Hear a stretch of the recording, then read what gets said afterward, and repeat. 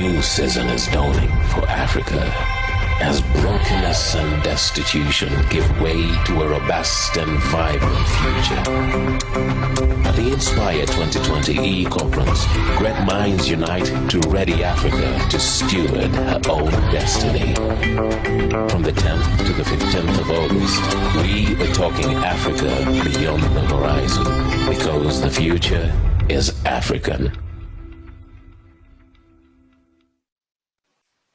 Welcome, Africa, to Inspire Conference. It's my pleasure to welcome you to the 2020 Inspire Conference.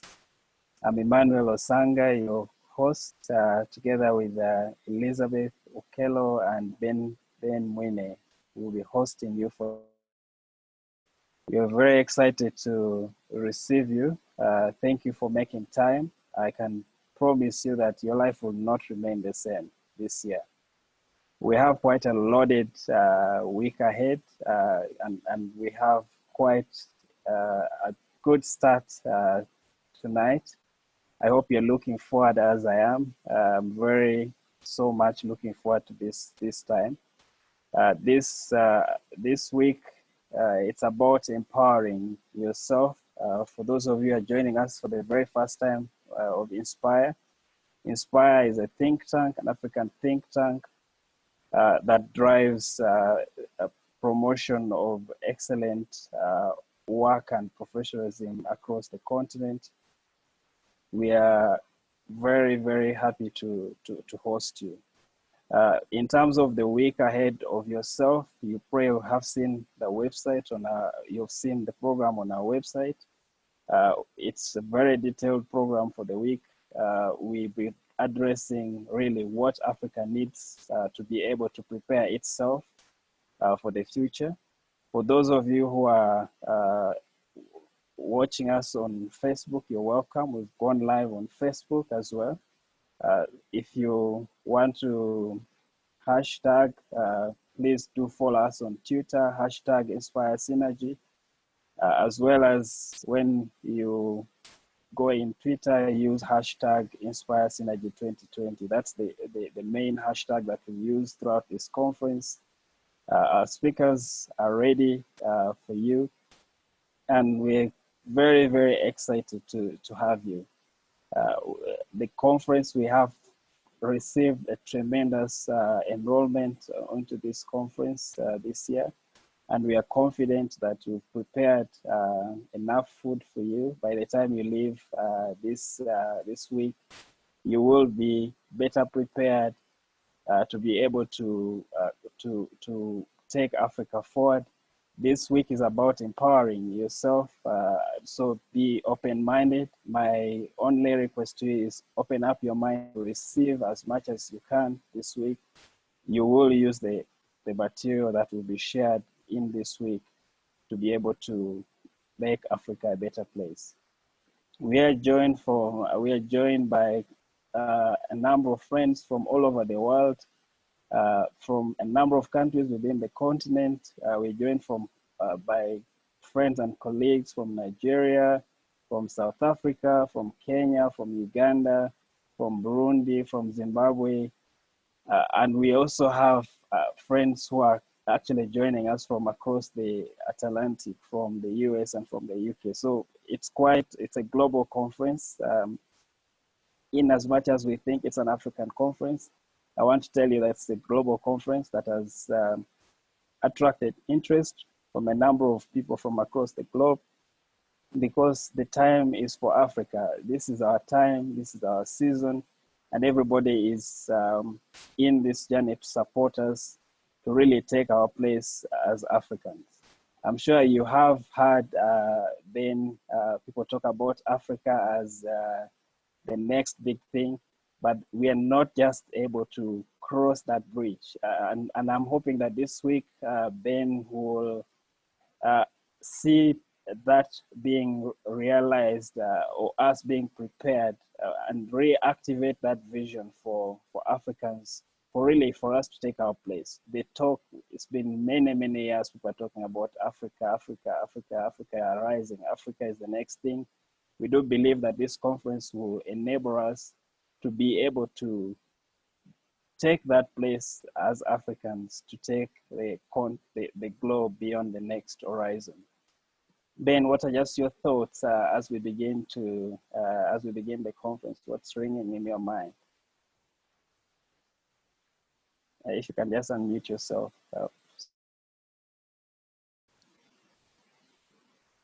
Oh, sorry. Thanks a lot, Emma. When you think about the things that have been said about Africa for a very long time, I think one of the most exciting things for me is we called yesterday when we were preparing together with the moderators and some of the speakers, and Paul Wafula, who's going to be casting the vision for us in just a little bit, said some very exciting things that I don't want to preempt because they're so exciting. It's easy for me to just go on ahead and say them, but basically the idea that what Africa has the potential to do, it's the sort of thing that sends goosebumps down the entire skin on your body to think about the potential that we have as a continent and the things that we can do together as a people. And I think it's about the things that we must do together to go in that direction. And I think for the entire that Inspire Conference has been running, that's sort of been the direction. The one thing I can say, which I'm sure I think Paul will probably repeat once he's been in state, is when you look at the people who started the journey with the Inspire Conference, this many years ago, and see how much growth there has been across the board for people who started this journey together. I think it's a bit obvious that there is potential for us to go, and it's about just having that mindset and knowing where to go and what to do. And having been a beneficiary of some of the conferences, I'm really excited looking at the speakers that we have lined up from across the entire continent, both from here in Uganda and across Africa, who have, I think, between them a few 100,000 miles in terms of travel. They probably know everything of this planet, and sharing their experiences and hearing what they have learned, what we can do to glean off of that, help take Africa to the next level, I think for me is very exciting. This is probably, in my opinion, and I don't want to overstate this, but probably the most exciting week of considering the kind of year that we have had. Look at the things that are lined for the program in terms of how we can build our identity and begin to understand how kingdom economics works and all of that. So again, in a nutshell, I don't think you are understanding how important this week is and what we can be able to do, but also seeing the excitement that people have and people are looking forward to today. I think we already are in the hundreds and growing for the people who are joining. I think that says that there's a lot of hunger for knowledge and for people want to see that we can do together to take Africa step and stop complaining about bad leadership and poverty and is on little noses in 8 videos. I think it's about time for us to really think beyond that horizon. Thank you, Ben. Liz, your thoughts, your opening thoughts, Liz? You're on mute. Thank you, Emmanuel. I wouldn't underscore a lot that Ben has just said. There was a word that he mentioned, the whole aspect of mindset. And I think the Inspire Baby came up to really challenge this whole aspect of mindset. And I think as Africans, if we really have to influence change in our marketplace, it starts from a change of mindset. So I believe that if each one of us took our vantage point and said, this is my vantage point, I am going to use it as a platform, I'm going to influence change in my sphere. I mean, we have very key spheres in our different places that we operate. I think that is very critical for Africa, so that it's not just anything else, but it is something that we believe in, because if it's something that you believe in, you can actualize it and you can make it happen. So this is a good point for us as Africans. I believe we can make it happen. And we are not about to look back. If we have to cover our mileage, we are not going to look back. We're going to use this platform and we are going to actually cause the change. Thank you, Emma. Thank you very much. There you have it from our moderators. I just want to remind you that you can keep this interactive, use our chat room to share your thoughts, even as we start this conference. Do raise questions, Q&A, through our Q&A section. We'll make sure that those questions are attended to by the number of panelists that we have. Even in the background, you may not be able to see them, they'll be able to respond to those questions, as well as our speakers will be able to respond to your questions. So please keep the questions coming, keep the chat going. And for those of you who are joining us on Facebook, please keep it interactive. We'll be checking on you as well. We'll pick some questions from Facebook. We are live on Facebook, so please do use all those channels. And if you want to tweet, hashtag Inspire Synergy 2020 is your hashtag to use. At this juncture, I'll just welcome us. One of our fathers, the fathers of Inspire, took some time just to welcome us. I'll ask us to just play that video of a welcome from Bishop J.B. Masinde. I just ask my technical team. Thank you.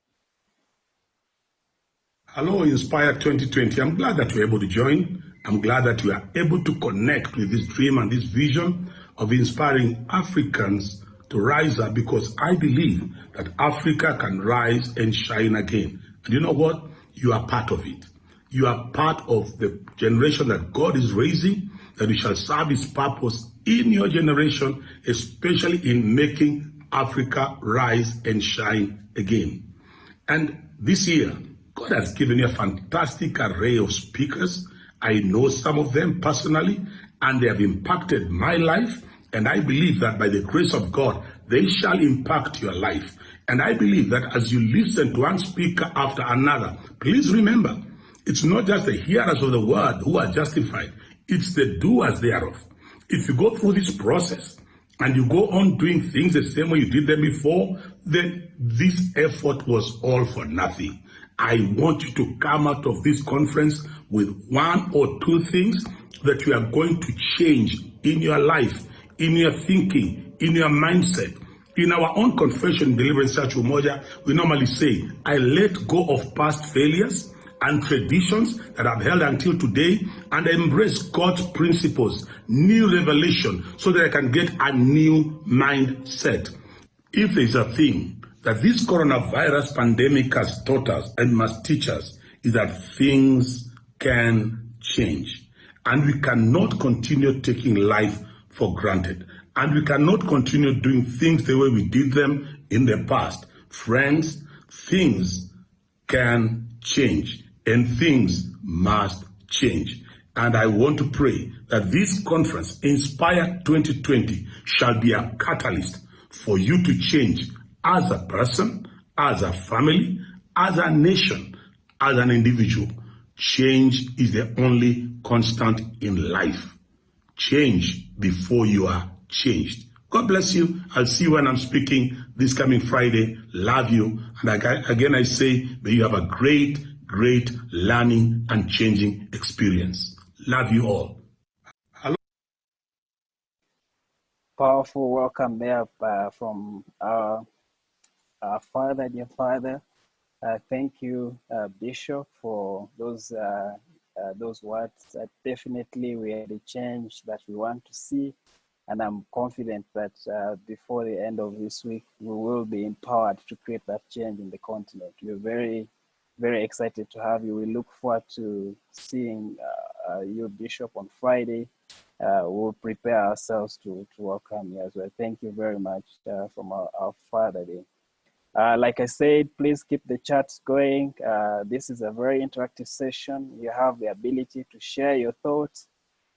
Plus, you can ask the questions during the session. We do have two very powerful speakers, and we'll be introducing them to you later.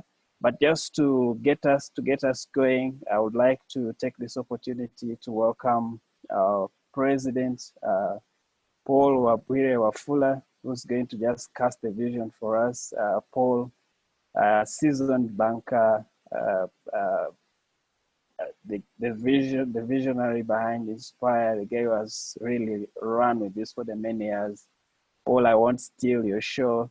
I just want to welcome you, Paul Wafula, to welcome us and just cast the vision for us. Welcome, Paul. Thank you, Emma. Good evening, good afternoon, and good day wherever you are. Thank you, Emma, and I would like to welcome you all to Inspire 2020. Just for those that are joining us for the first time, Inspire is an annual thought leadership and motivational conference whose aim is to equip today's dynamic and aspiring professionals professionals to change the continent of Africa through innovation, inspirational leadership, and upholding excellent work ethics. This conference has existed for the past 16 years, and it has been attracting over 2,000 professionals through the years that cut across the various corporate business entities, both private and public institutions within the country and across Africa.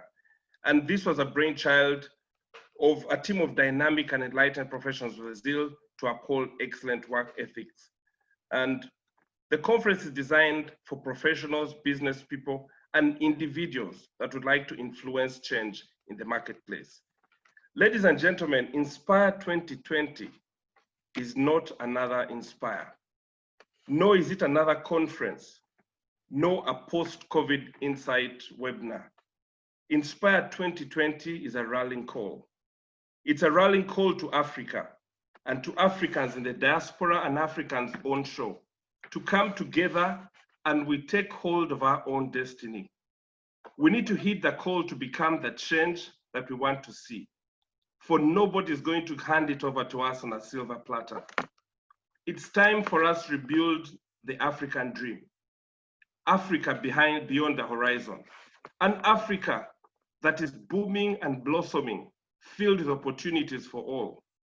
Friends, there is hope for Africa. There's hope for our youth. There's hope for our children. There's hope for the generations to come to see the day that our fathers dreamed of. Like King David, the Bible says in Corinthians 22, our fathers fought for our independence. They shed blood and they made great wars in order to reclaim our territory. The existing boundaries that we have for Africa, but if you remember, like the Bible talks about David, because he had shed too much blood, God did not allow him to build the tabernacle. And it feels a bit the same like our fathers. They fought, they shed blood, and they've not had the opportunity to give us that freedom that we desired. But like in 2 Chronicles, David was not permitted. God told him, I'll give you a son, and your son will be the one that will be able to build that tabernacle. And so he was not allowed to build the house of God, but God promised him a son to be born, who shall be a man of rest, and he'll give him the rest from all his enemies all around. For he'll give him peace and quietness in his days. Friends, we are the generation that is living in that peace. I don't know whether you realize it, that the kind of wars we have are not for independence anymore. That season ended. The last independence happened recently with Southern Sudan.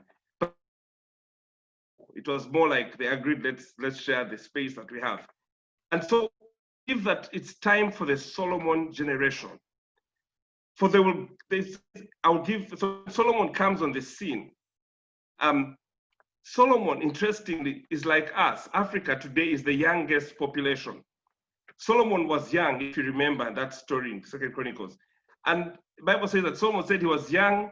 And so when God gave him a chance to ask, what can I do for you? Solomon said, because I'm young, I need wisdom. He was young and inexperienced. And he said, I need wisdom and understanding. And because he asked for wisdom, God gave him knowledge. God gave him long life and wealth. Africa today is the youngest nation. The average age, the mean age of Africa is 19 years. And it's not coincidence. Friends, I believe it is time for the Solomon generation. And Africa is going to be transformed, not by fighting, but by knowledge, wisdom, and understanding. And it's funny, this is the knowledge age, isn't it? The stock of the knowledge, that is this generation. And we need to ask God to give us wisdom and understanding that will enable us to create that change that Africa so desires. The Solomon generation needs wisdom and understanding of how things work. We need wisdom, we need knowledge and understanding, which only God can give. And so our desire in Inspire 2020 as a rallying call is to get the hearts of the fathers to the children and the hearts of the children to their fathers.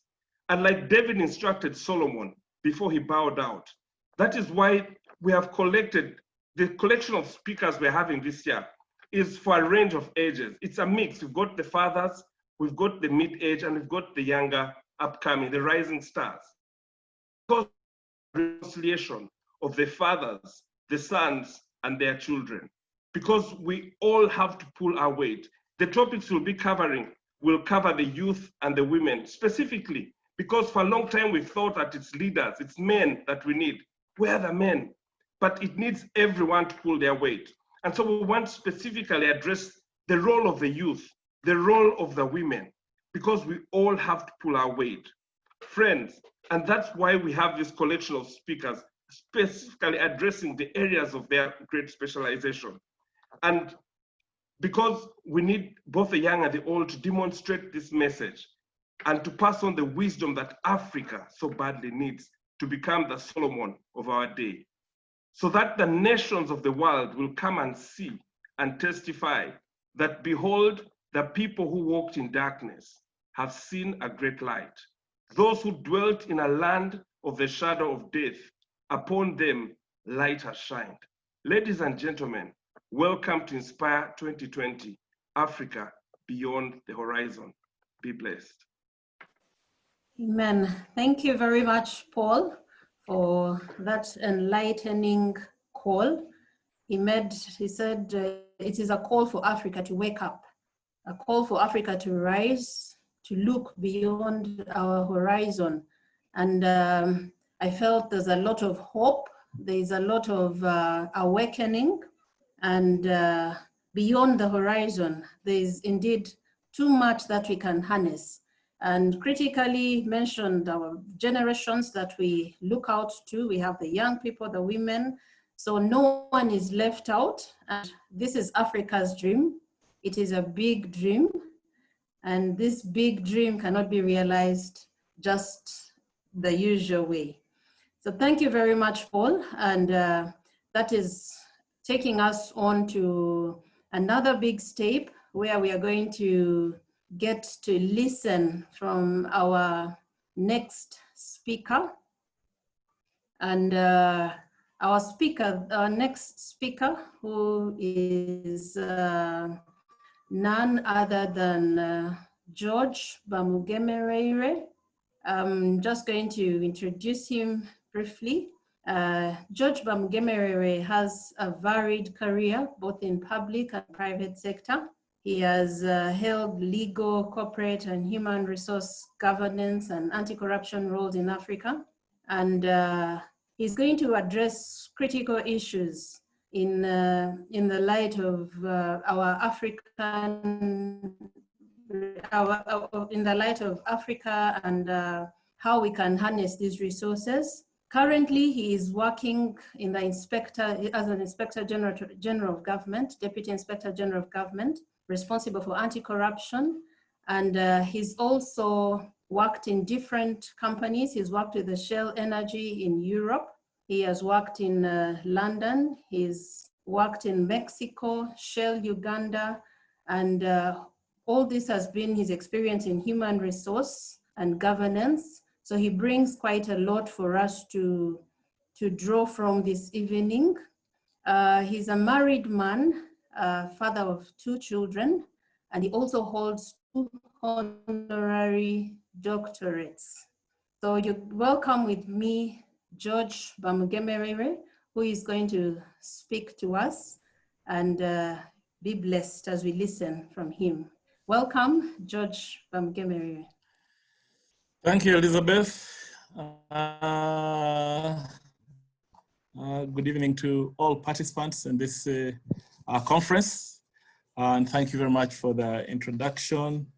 And thank you, Paul, and your team for arranging this meeting, Zoom webinar meeting, I think the first one of its kind. And thank you for all the participants for taking off time to join us this evening.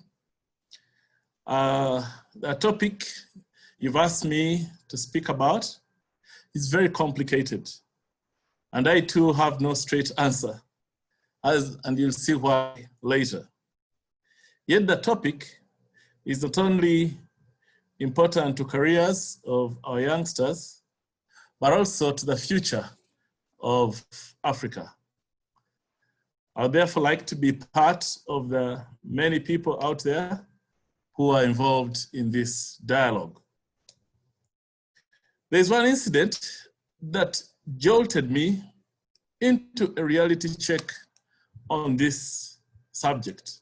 By the way, the subject I'm talking about is the future of jobs, competences required in Africa, Africa beyond the horizon. So it was the year 2000 when the managing director of the company I was working with here in Uganda as the head of HR and legal walked into my office and informed me of a policy shift. He stated that we're actually trying to recruit a retail operations manager for the organization. But at the same time, we are considering promotion of some people to more senior roles and needed a clear criteria for the shortlisting of eligible candidates.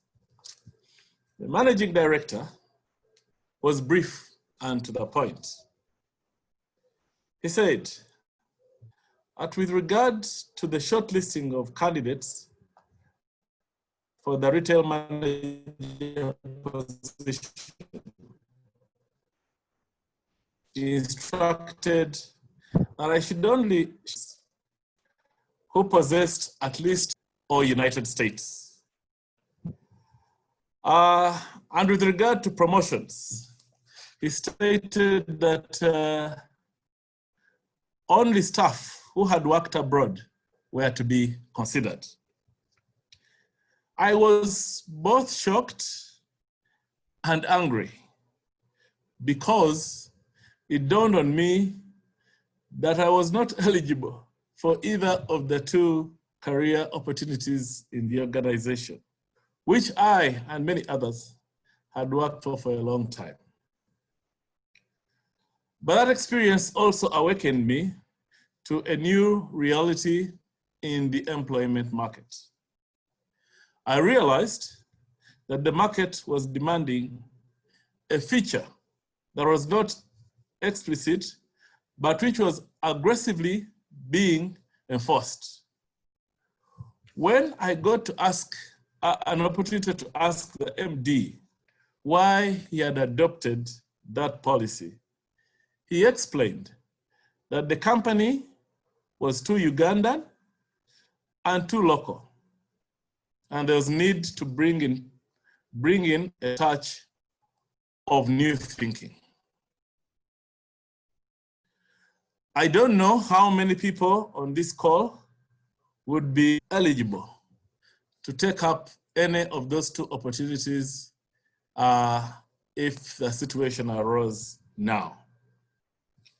But later, I realized that this idea was actually not new. The God Almighty, who is the creator of heaven and earth, and certainly the biggest employer in the universe, had given a great commission to which we are all required to respond. And throughout history, he's been calling men to serve him. But on most occasions, he has demanded that the people who are called leave where they are, and go to a place he would show them.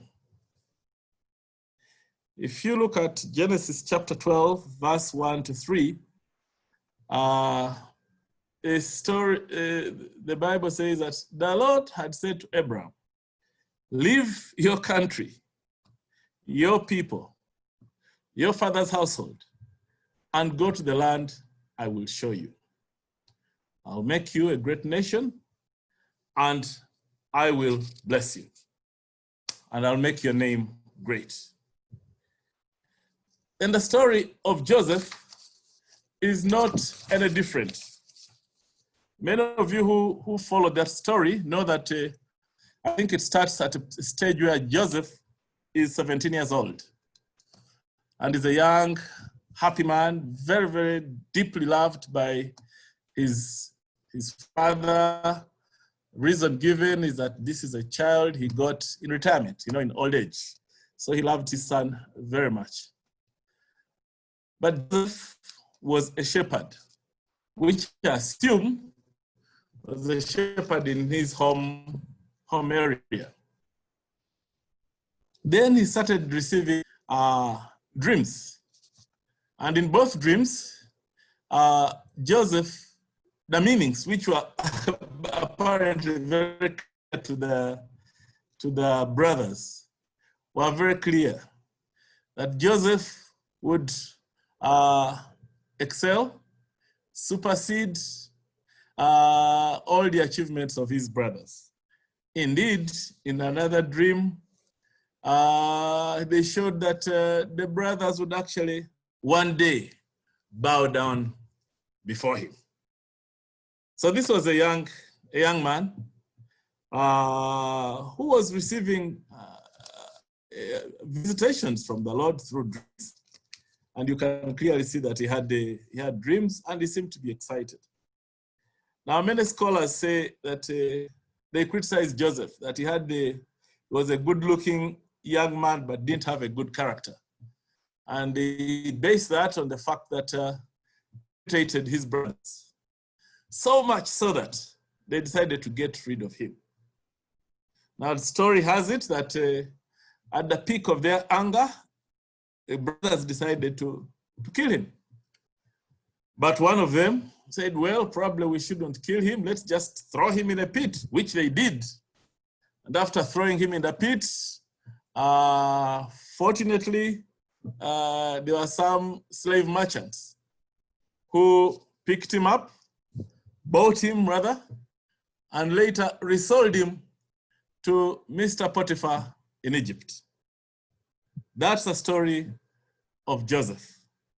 And many of you know that when he gets to that house, everything he touches, God blesses him. The house in which he is blessed until that problem where Mrs. Potiphar seduces him. But Joseph escapes and questions, why did he run away? Was it the fear of the Lord? Was it that the woman was too old? Was it a different reason? But we believe that it was the fear of the Lord which he had developed before he was sold into slavery. So that led him to prison. So Joseph, the lady grabs a coat and turns against him. Obviously, we men should be very careful about rape. It's one of those offenses that is thrown around very easily.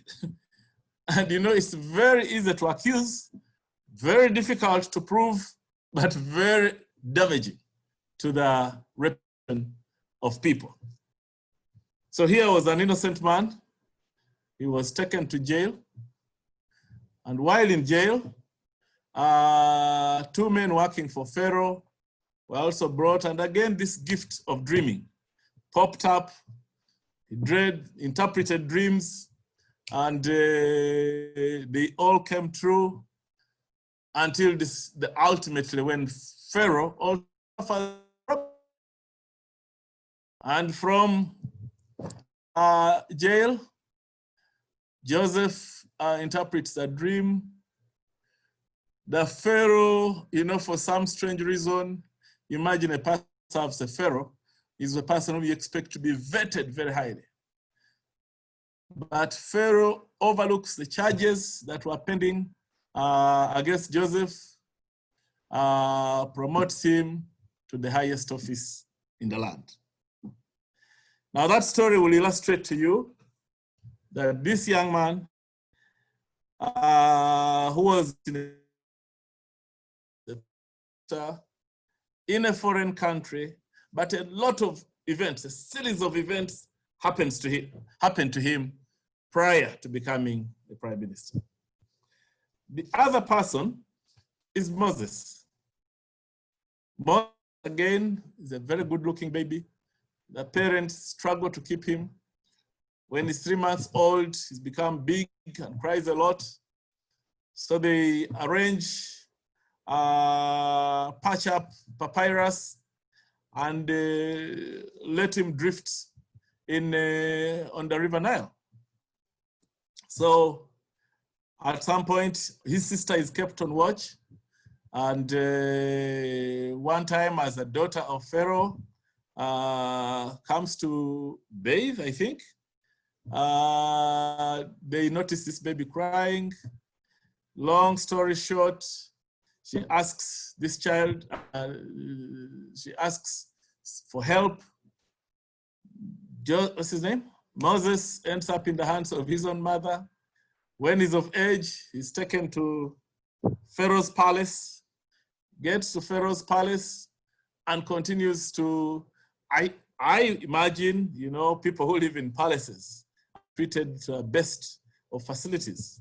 So we assume that Moses gets the best education, the best food, the best facilities. He's actually an adopted child. So he's an adopted prince because he's an adopted son of the prince of Egypt. But then his heart is for his people. I think he was always aware that although he was in the palace, he didn't belong there. So he decides to do something about it. The decision he took was to go out and try to look at the suffering of his people. And on his first trip, he finds when an Egyptian is mistreating one of his people. So he swings into action, and I don't know why. You know, sometimes when you don't belong to a place, you develop anger. You know, nothing can really appease you. So he strikes an Egyptian, kills him, and buries him. Next day, he's visiting and finds his fellow Jews fighting. He tries to intervene, then one reminds him that, do you want to kill us as you did the other time? So Moses finds himself in a blackmail situation, realizes that he had committed a crime of murder and somebody had seen him. The Bible says Pharaoh heard of it and started hunting for him. So again, we see Moses leaving the palace, goes to a place, finds some women who have come in to fetch water, and they're also facing harassment. Again, the instinct of the liberator in him comes in, he intervenes. The ladies return to their father very early and asks why. He says, oh, a certain man rescued us. So Moses finds himself in that family. From then on, he became a shepherd.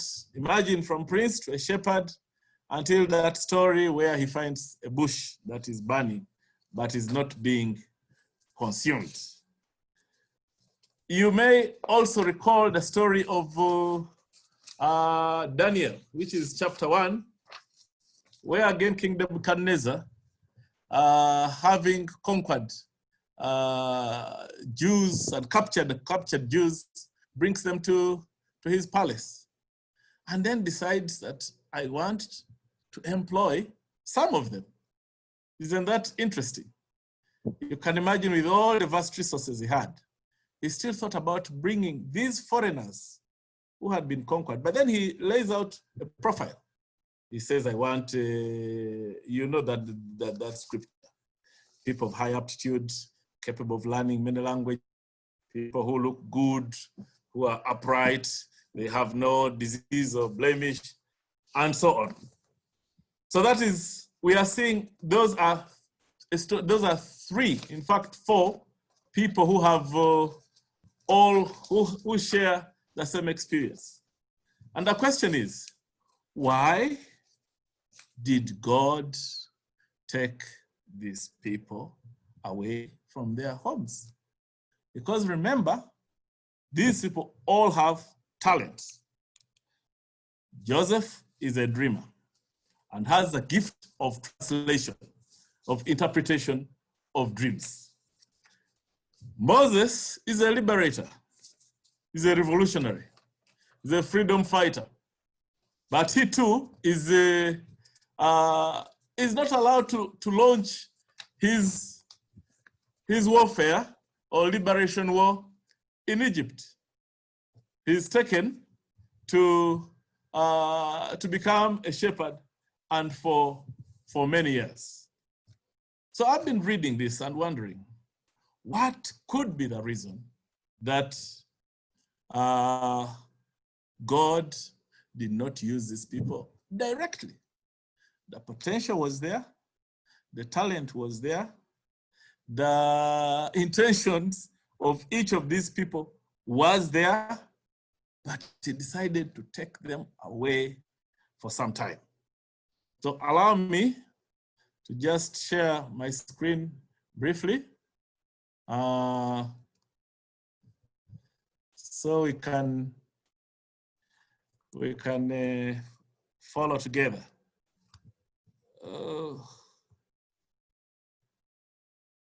I hope I can. We can see your screen, George. Thank you. What do I do? We can see your screen. You can see the screen?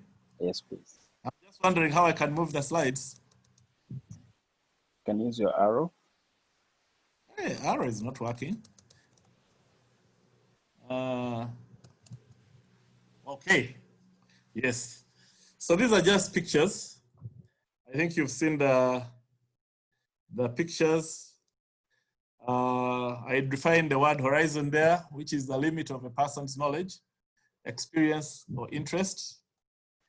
And then this is the story of Moses, which I've talked about. That is again Moses trying to liberate. That is Moses in the burning bush. That is the story of Joseph. These are all internet pictures, by the way, they are available.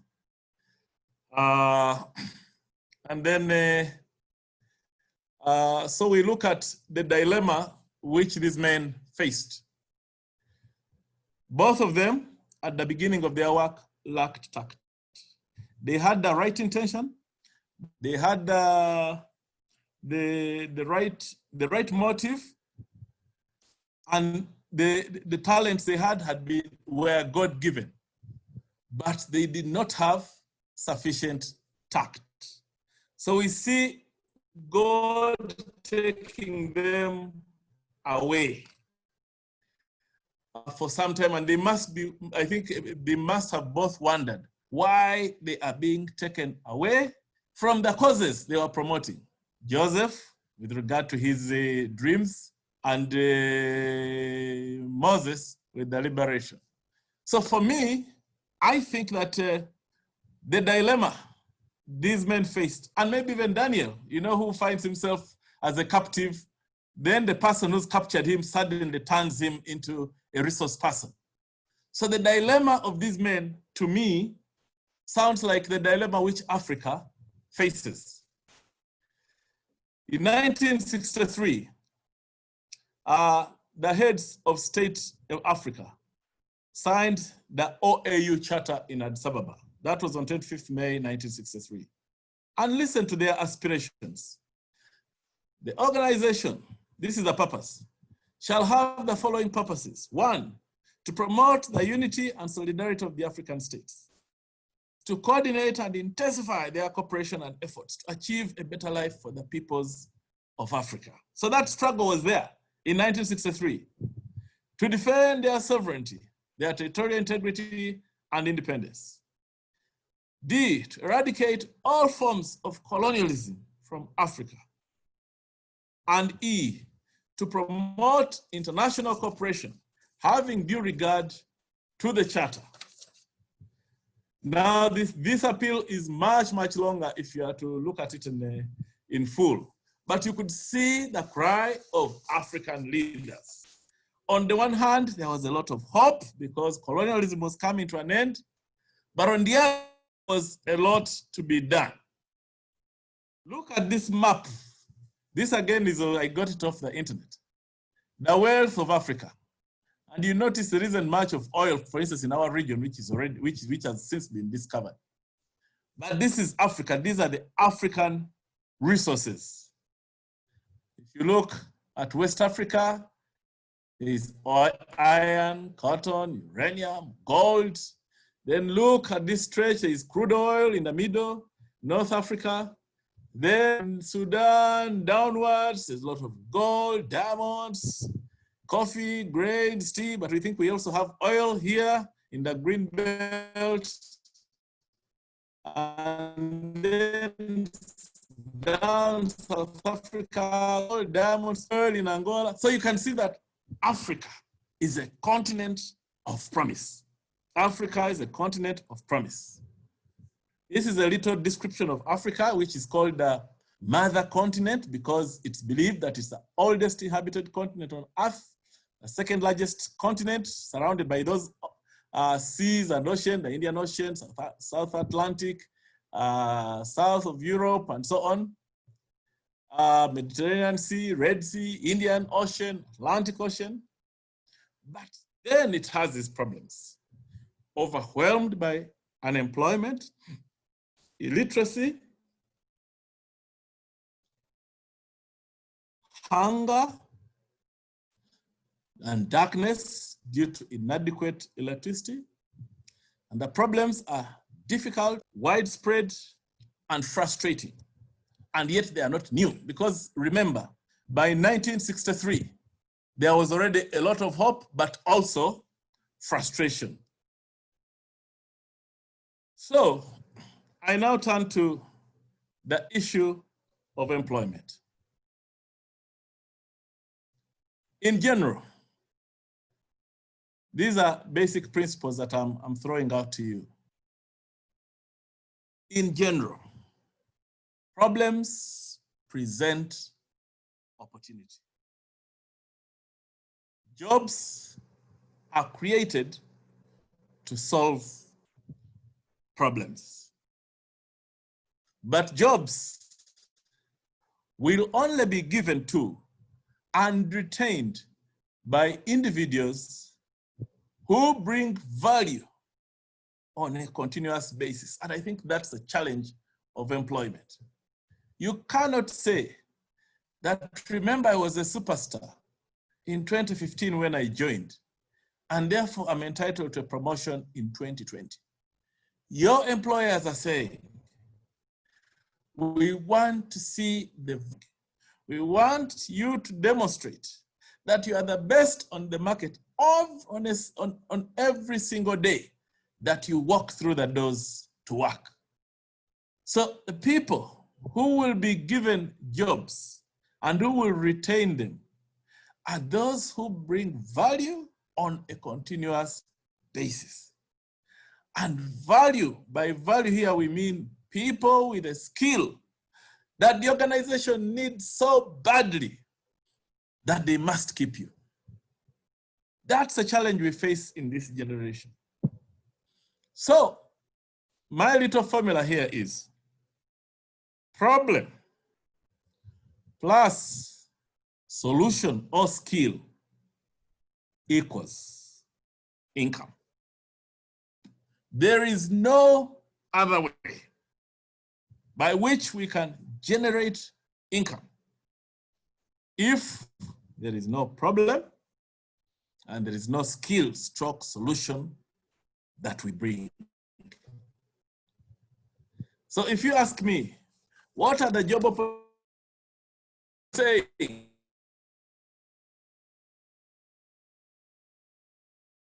But what is to bring? Stroke solution. Africa yearns for individuals who have skills to solve problems. Unfortunately, there is only a small talent pool of people who are creative, people who have the commitment, people who have the aptitude, people who have the skills to solve the problems. That is why you won't be surprised to find that this small talent pool on the continent, in fact, in the world, is the one that is headhunted and shifted from one organization to another. I used to see a number of talented people, and they seem to have an arrangement with the headhunters. Because the headhunters will take you to an organization for 2 to 3 years, but every year they'll be popping in to ask, are you still happy where we took you? Because remember, their fee is paid by the employer who brings you. So the more places they take you, the more they earn. So they'll bring you for a year or two, and the moment you express interest in leaving, they'll be back at your door. Are you still happy? So that you are sold to the next place. But the group that is sold from door to door, organization to organization, country to country, is a very small population of people who have discovered the secret. So the businesses struggle to retain them. Look at our Joseph example once again. Genesis 41:37. This is when he's interpreted the dream for Pharaoh. Pharaoh is in a dilemma. A problem is coming. It's going to be a huge famine. You need to do something and do it now. And the man who is interpreting the dream is a gifted young shepherd who was thrown in a pit, but who via jail has found his way before the Pharaoh. And the man explains the dream, breaks it down. And remember, this was now, it wasn't just Joseph's power. This was God, the inspiration of God in helping him interpret the dream. He lays it out so well, so carefully, the plan, what will happen, what needs to happen, where we need to build, how do we gather the yields, how do we keep them? You know, it was such a comprehensive plan. So you can see a highly talented man. And when Pharaoh listens, says, Joseph's suggestions were well received by Pharaoh and his officials. So Pharaoh asked his officials, can we find anyone else like this man? My dear friends, the job opportunities for people like this man are vast because he's the highest office in the land, but has listened to you for a few minutes. And by the way, executives have a very short span of attention. If something does not help them or make sense, they just drop. But here is Pharaoh. He sees a guy who gets it first time right. And this is his assessment. Can we find anyone else like this man? So obviously filled with the Spirit of God. Now even Pharaoh was aware of this. And Pharaoh said to Joseph, since God has revealed the meaning of the dreams to you, clearly no one is as intelligent or wise as you are. So you will be in charge of my court, and all my people will take orders from you. Only I, sitting on my throne, will have a rank higher than yours. Isn't this a wonderful story?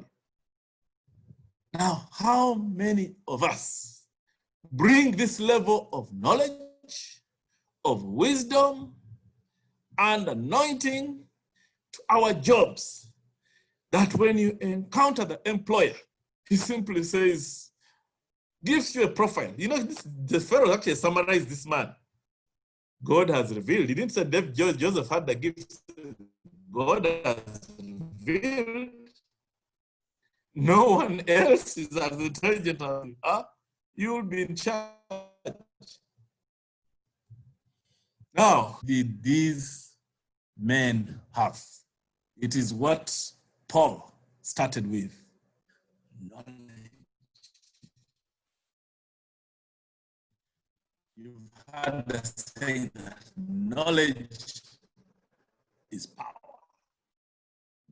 Knowledge, and we must fast for knowledge. The organization says we need a person. They are looking for somebody who can solve problems. And you can't solve problems by gambling. You need to have. So again, I picked this up from the internet.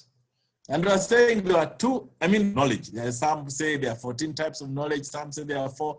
But me, I liked this one, which says 2 types of knowledge. Type 1 is explicit knowledge, which they describe information, documents, records, and files.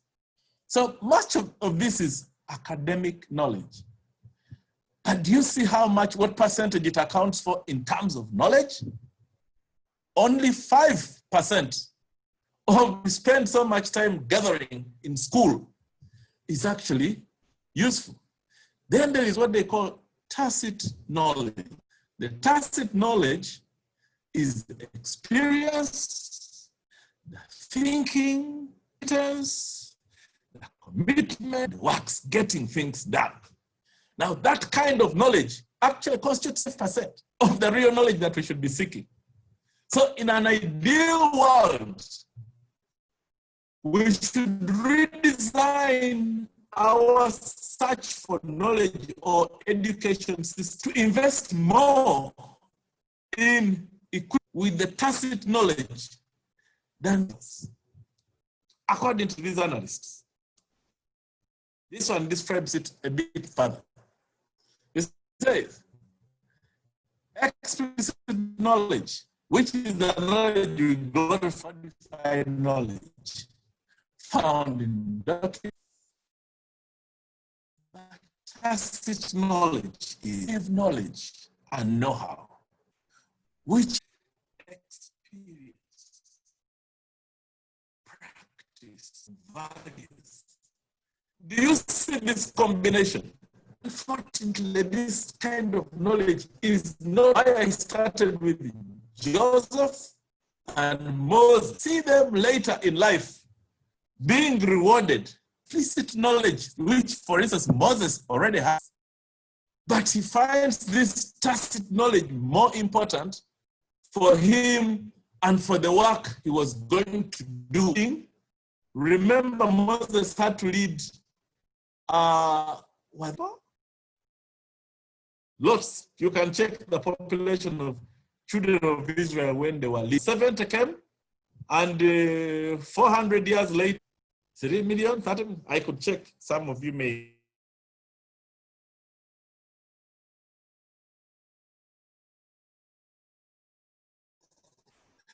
How many people left? Sorry, I think I lost a connection there. This tacit knowledge is hard to communicate because it resides in the mind of the practitioner. So it's knowledge that is hidden in there, deep. And I'm sure we have all met people who have knowledge. And the person talks, and just say, but where does this person get this knowledge? Is it from books? But it's not found in books. It's just knowledge and wisdom that resides in the mind of the practitioner. They are also saying it's a best source of long-term competitive advantage and innovation. This tacit knowledge, which we don't pay much attention to, it is a source of long-term competitive advantage. So this is what we really need at work. When we say that we have to be a solution, it means that we actually need to have this tacit knowledge because it's what gives you an advantage over somebody else. And they also said it's passed on through socialization, mentoring, and so on. So you cannot say, let's have a computer program for it. No, it is tacit knowledge. I'm laboring this a bit longer. So these are all diagrams again that I have come across. Found in standard operating procedures, essential quality, compliance, and so on. That's the explicit knowledge. But look, that's the iceberg. The most valuable knowledge for innovation and improvement is the tacit knowledge. It is untaught and the know-how. it consists of know-how, knowledge and know-how, most likely to lead to breakthroughs rooted in local settings, experience, practice, values, and it's hard to communicate. So we need to be investing our time in this kind of knowledge, the tacit knowledge. I have really, many people, I think at our church may have had this. For me, my story, I strongly believe in this philosophy of searching for knowledge, the tacit knowledge. It's important to get the explicit knowledge because that's what will put your foot through the door. But the tacit knowledge is what will keep you in the job, and it's what will promote you. I remember my story. One evening, when I was still at that company, when a managing director, that same one, by the way, I referred to at the beginning, walked into my office at about 6 p.m. and said, I want you to write an agreement of purchase of a company. I'd like to find it under my door tomorrow morning. It was Friday evening, in the night. So I sat down, because this was a man who did share the details. Now, lawyers prefer to have the information, as much information as possible. But I had been hearing rumors that he was trying to buy a certain company. So I drafted an agreement for a company abroad in a neighboring country. Next morning, which was Saturday, he comes back and says, I've looked at the agreement, but that's not the one I want. The one I want is for a local company in Uganda. So again, we sat up, wrote. Then one day, we are traveling to a neighboring country. And we got there, and the airport, the person coordinating this whole exercise told us that, you people, the minister is leaving. Is flying to Washington. So there is no time to go to the hotel. Let me take you straight to the minister's office. So he took us to the minister's. I was not supposed to be part of that group. I had just gone to carry on due diligence about the company. So I end up in the minister's office. When I get there, I find that the minister's advisor was actually my classmate. So we get talking. After 2 or 3 visits, the managing director pulled out of the deal, said, George, take over this deal. So I kept going to that country, back and forth. And it was inconvenient because that country was using a different language, a different culture, different practices, which were really inconvenient to me. But when I finished the deal after 1 year, the MD was so happy. He was actually promoted. And he also offered me, said, but by the way, what can I do for you? I think there's such a verse where somebody is asked, what can I do for you? I actually didn't have an answer. I said, I have this job of HR. Can you combine it with your job? And please, I'm busy. I wanted an answer now. So I said yes. Now the HR offer turned out to be a game changer for me. Because a few months into the HR role, the regional HR manager was hosting a big meeting here in Kampala for all the HR managers in the region. And it was to be attended by people by our bosses from London. Then at the last minute, a day before, and I don't know why, he pulled out of the arrangement, said, George, you organize everything. I'm not going to be part. So I find myself in this crisis of organizing a conference. I'm new to the discipline. I'm not an HR person, actually. I was not trained. But here I was hosting people from London and from the region. So I took up the challenge, held a very good conference, took the person to, the guests from London, I took them to the source of the Nile. But when we got there, it rained so hard. And the man's shoes, one of them, the leader of the delegation, says, we drove him straight from Jinja to the airport to board the British Airways flight. But he got to the plane wet. So what he told me was that many years later, he said he had kept those shoes as a souvenir because he had never seen red soil. However, when he gets to London, they started a program where they said we need to create some jobs and so on. So they were creating 100 jobs around the world for people from less developed countries. And guess what? This man calls me one morning and says, I'm posting you to Mexico as an HR advisor. Why am I saying this?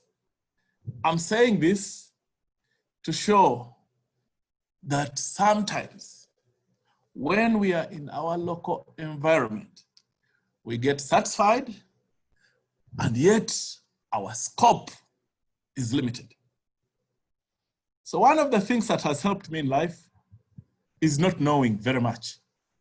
So I accepted the offer and went to Mexico because he said, don't worry, they speak English.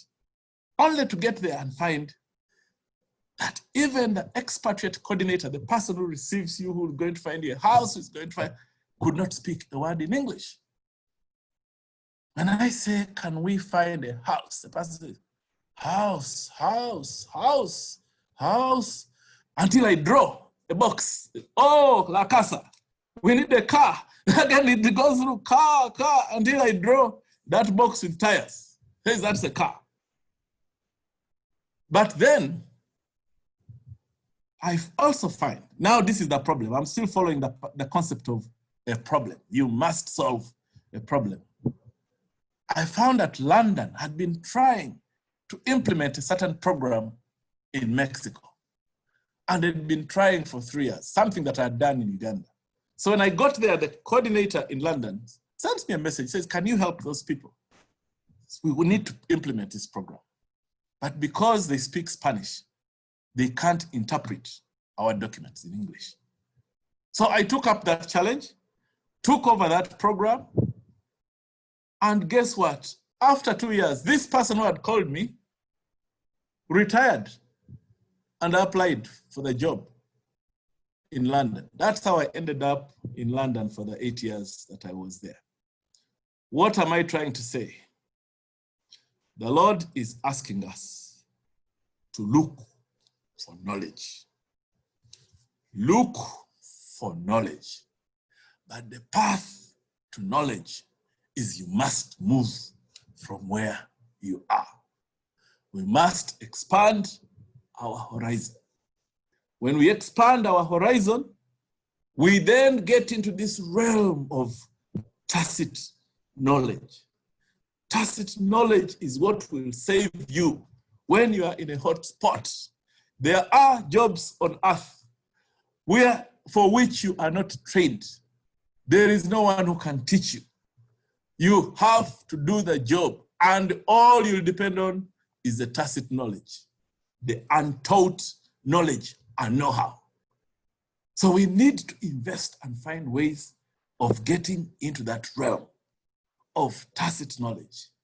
Know how things work. What do you do when you are in a new job? Imagine, when I got that job in London, the first challenge I faced was, how do I come from home to the office? They had put me in a hotel on Oxford Street in London. I said, yeah, please report. Because unlike us here in Uganda, who pump our guests and say, we shall pick you tomorrow and drop you at the office and then take you back. Here, you're told, this is the map. This is your hotel. The office is here. So you need to come from Bond Street and take a tube to Waterloo. Now, I had never been in a tube. So what did I do? I called up my friend who lives there, called Edwin. Edwin, can you go teach me? How do you buy a ticket for the tube? So we went, he came from his home in the night and we did a rehearsal. He told me how to buy the ticket. We went and swiped it through the machine, entered the tube, got to the other side, put it through the machine, walked out of Waterloo, came back, did it 3 times. Wow, suddenly I now knew how to travel on the tube. But somebody, and there are lots of those. When we're in Mexico, again, this not knowing a language is a terrible, terrible thing. We got lost many times. You know, we'd go to a church, and we get to the church. If you are lucky to get there, then there's a problem of getting home. Many times we couldn't get home. Catherine was our driver. So we'd sometimes find ourselves on the other side of Mexico. Mexico City is big. At that time, it had 26 million people. It had a street called Insurgentes, which was, I think, 28 miles. There was one called the Periférico. I think it's about 70.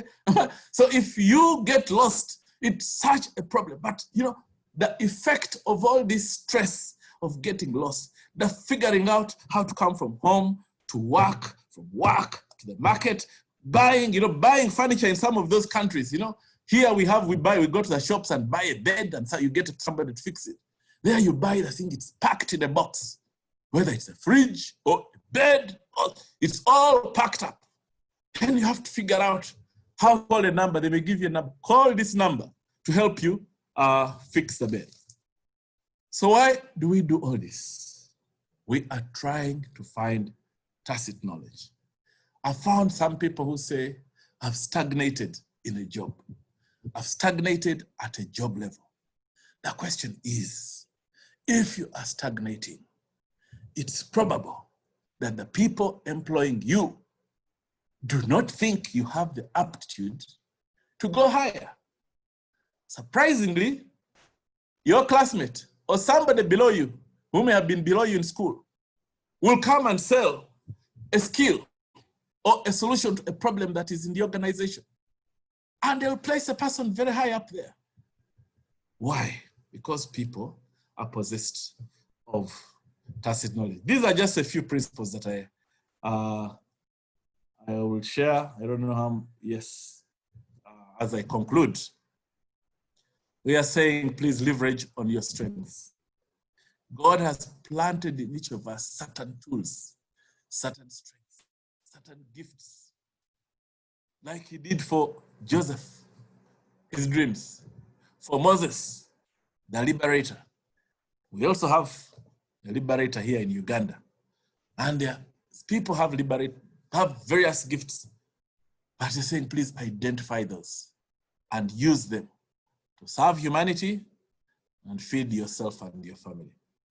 It could be just a temperament. It could be a character. It could be a physical ability. A little story here is when I was in London, I asked the man who interviewed me, he said, but why did you give me this job in London? I'm a man from Uganda. And the man said, when we were interviewing you, we asked a certain question and you burst out laughing. We were facing a problem in that team, a team which had very serious people, and we thought that it was not a pleasant atmosphere. But you laughed during the interview. Now, people in our family laugh. We actually laugh very easily. It's not because we are not serious, but we find humor in a lot of things. Now, just that laughter moved a panel to say, we need a person of that temperament. So some of the things we are talking about are not big things, but God has just planted them there one day to use to solve a problem. Whatever you do, live with the end in sight. But manage behaviors. This is the tacit knowledge I'm talking about. What to say, when to say, to whom to say it. We need to be anchored in deep and strong beliefs. The kind of commitment and values that Joseph had. Because Joseph was in a trap. That test, very few men on earth can pass it. But the man runs away. Because he could have just hung on and said, okay, I'm protected by the lady of the home. And he would have probably kept a job for a long, long time. But he would have never become the prime minister. So it calls for iron discipline. The Joseph standard. Avoiding destructive behaviors. We all have hindrances from childhood. These are things that we need to confront. Hindrances from childhood that keep us back for life. Because there are things we have. And when you're in your local environment, nobody probably tells you. So you carry on thinking everything is okay. Then you wonder why everyone screams, detests you, can't promote you, can't give you a job, and so on. So we need to confront those behaviors.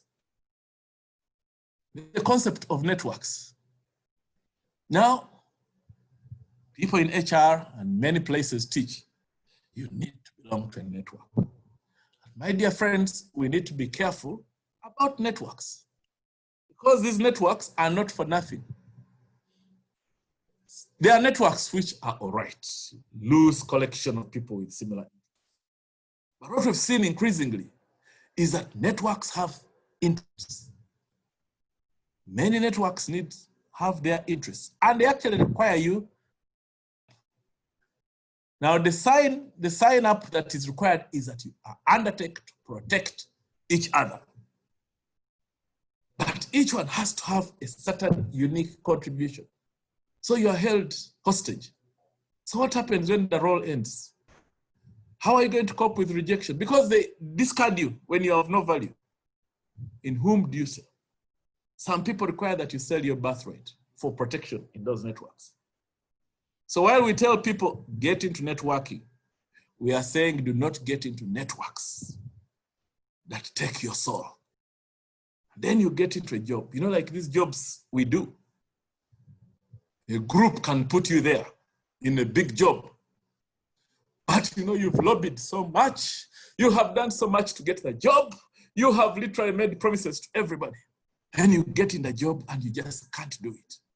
Because every document you touch, somebody comes and says, by the way, I put you there. Do this. By the way, I put you there. Do this. By the way, I contributed to get you there. Do this for me. Then the appointing authority begins to wonder whether you are actually doing your work. But all you're doing is servicing the network that planted you. Let us look to the Lord to get us appointments. Appointments, because the promotion comes from the Lord. You should also remember that jobs are created for a purpose. Always remember, do not get a job and say, wow, what will this job do without me? No, there is a purpose. Make sure you are fulfilling that purpose every day. The market is competitive. Your real success is anchored in what you have to offer. So you must have something to sell. You must have something to solve the problems of the person who's given you the job. Sustenance depends on the value you bring, and the license to stay has to be renewed every day. The value has to be carried. Success is also driven by the inner energy, which only the Lord grants. Showing up to work without prayer is like going to war without a weapon. Sometimes opportunities will give you no chance to prepare to take them. They have to be seized as they present. I've given you that example of an HR manager who pulls out at the last minute and says, I am not attending the meeting, take over. The original George would have said, I need to prepare. Why didn't you give me notice a week ago? But I just said, okay, let me do it. The other man says, what can I do for you? I give you 5 minutes. I'm offering you this job. Yes, let's go. We must, some life opportunities will not wait for you because there are hundreds, sometimes thousands of people applying for the same opportunity. So if the Lord opens a door, be prepared to take it. Efficiency. We are grappling in the world with the lack of efficiency. We don't get things done. The Daniel model, young men without any defect, handsome, showing every aptitude for every kind of learning, well-informed, quick to understand, qualified to serve in the King's Palace. That is the profile. You know, now consultants in London, in America have all sorts of models that, you know, this is how we get people of talent. And by the way, when you look at the talent, their criteria, this is what is already written, which Nebuchadnezzar knew, I don't know, in 3000 BC or wherever. Ability to execute multiple tasks with speed at the same time. So we all need to train. We need to ensure that our children undergo training. For me, after struggling so hard, because I was a village boy, but getting through these parts of the world that we've been, one of the things a discussion I held with my children was, please children, can you try to learn these things while you're younger? And I remember taking our child when we left the UK. She was 13. And we put her in a boarding school in the UK. So many times I would go on a plane and this child would be crying the whole way from Entebbe to London. We're on the plane, the girl is crying for her mother. And I remember telling her, one day, you girl, you'll thank me. Now, I'm not saying it's always good because there have been some unfortunate cases, letting your children go. But today, and let me not even go into the story. I think she wouldn't even like it. She's grateful that we told her, learn the things that we've struggled with. You, your parents, have struggled with. We are anchored in our villages where we come from. And it's been difficult. We still struggle to this day, bending some things, habits, and so on, that were planted and we grew up with. But if you can learn how the world operates, it gives you the freedom to be able to enjoy the blessings of the Lord when he starts opening them. He did it for Joseph, he did it for Moses. The most effective training should take place away from your comfort zone. If you've got used to one organization, look for another so you can advance. Please remember that when you join an organization, people have said sometimes they plant a stamp on your forehead. If you come in as an officer, making it from officer to senior officer, it's not easy because every time you come, the people who hired you look at you in light of what you brought them when you are at the office. And that's why people go outside and get somebody they don't know and they make them senior or principal. So why don't we have job mobility? If you have this tacit knowledge, you should be able to say, I have outgrown this job, or this organization is not paying the right price for the values and the contribution that I make, and go and sell that skill elsewhere where it is needed. But again, when you tell people, they say, but people, they don't, at least people here know me. Now, if you want to work with the people who know you, at a lower price for the comfort, then yeah, don't complain. If you've worked in one district, why don't you try to move to another so you can advance? If you've worked in one country, why don't you move to another so you can advance? If you worked in one industry and you have a skill to sell to another, take it. Develop yourself for the future market. Address your gaps as early as possible. Don't wait for people to train you to say, that is a gap. Because you may be lifted so high. Then the gap screams at you and everybody. Address your gap. Train your children for the global market. Help your children overcome habits and behaviors that will become a burden to them later in life. Overcome inappropriate negative behavior. What to say, when to say, whom to stay. I'm concluding with this example. Some of you may have watched CNN the other day, where these two engineers, Doug Hurley and that one, and Robert Beckham. Now this Robert Beckham, born July 28th, 1970, has a PhD in mechanical engineering. But he's been practicing. These men have been practicing. So recently, they did the shuttle, Many of you watched the shuttle landing in the which was that sea? The Gulf of Mexico, maybe? And they landed. They traveled in a capsule from, I was hearing this and I don't really believe it, but they said it was a 19-hour journey in space. And they were flying at some point at 18,500 miles an hour. Those men, I think at that point they're in space. Imagine that. Some of us cannot even fly, and you sit in a plane flying at 500 miles an hour, 900 kilometers, and it's too much. But these men were flying at 19,000 miles an hour. And they knew how to fly that capsule and it landed in the sea. Can you imagine that level of skill?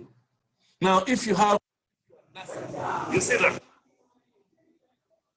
If you are NASA, can you fire such a man? You see that?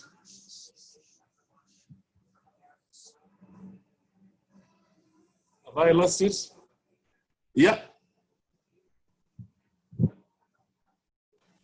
We can still hear you, George.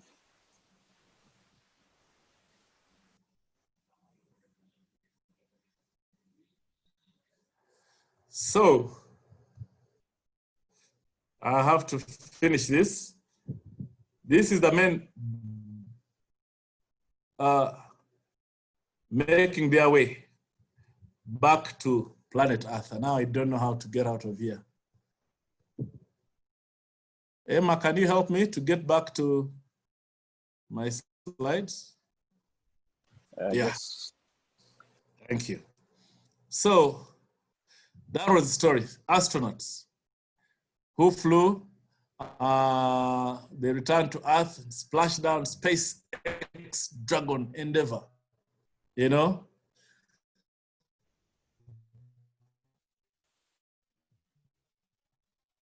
That is I hope you've seen this. I think I have to conclude at this point. I'd like to thank you once again for listening to me. So what are the jobs for the future? The answer is, I don't know what they are. But what I would say is we live on a continent which has a lot of opportunity, a lot of problems. And we are saying wherever there is a problem and you have a skill or solution, then that is an opportunity for you. It's an opportunity for you to thrive. Because as we've said, problem, when confronted with a solution, will give you income. The world is changing. The terrain is changing. We can't say when we were young, we're being told don't study law because law, the lawyers had no jobs in a means time. Now everybody wants to study law. People want, you can say, study oil. But again, oil may also come to an end. So people say study IT. IT, we don't know. All we are saying, please acquire tacit knowledge. The tacit knowledge is the one that will open doors for you. The explicit knowledge will put your foot in the door because you will be shortlisted. But the tacit knowledge is what will keep you in employment. I would like to thank you and wish you a good night. Bye-bye. Thank you very much, George, for that insightful talk. You have shared with us your career, you have shared with us your life, and we're extremely thrilled that we've been able to hear from you. Whenever I listen to the two words, wisdom and knowledge, I have to keep reminding myself that I need to get to know the line between the two. With knowledge is very important, but it's more valuable to have the wisdom to apply the knowledge. Thank you very much. We do appreciate, and I'm sure all our listeners here are appreciating your time with us. I'm just going to ask about two questions. There's about two questions, and then maybe I'll ask George to respond to them as we try to manage our time. Now, there's this whole issue about illiteracy being the same, where they say illiteracy is an African problem. And is it actually illiteracy as an African problem, or is it our systems that are letting people down? So maybe George will throw some light on that. The second question I'm going to raise is the whole issue of COVID has had an effect on the employment sector. There used to be an era of the subsistence era. And then there was the books where everyone has to go to school. And now it's about ICT.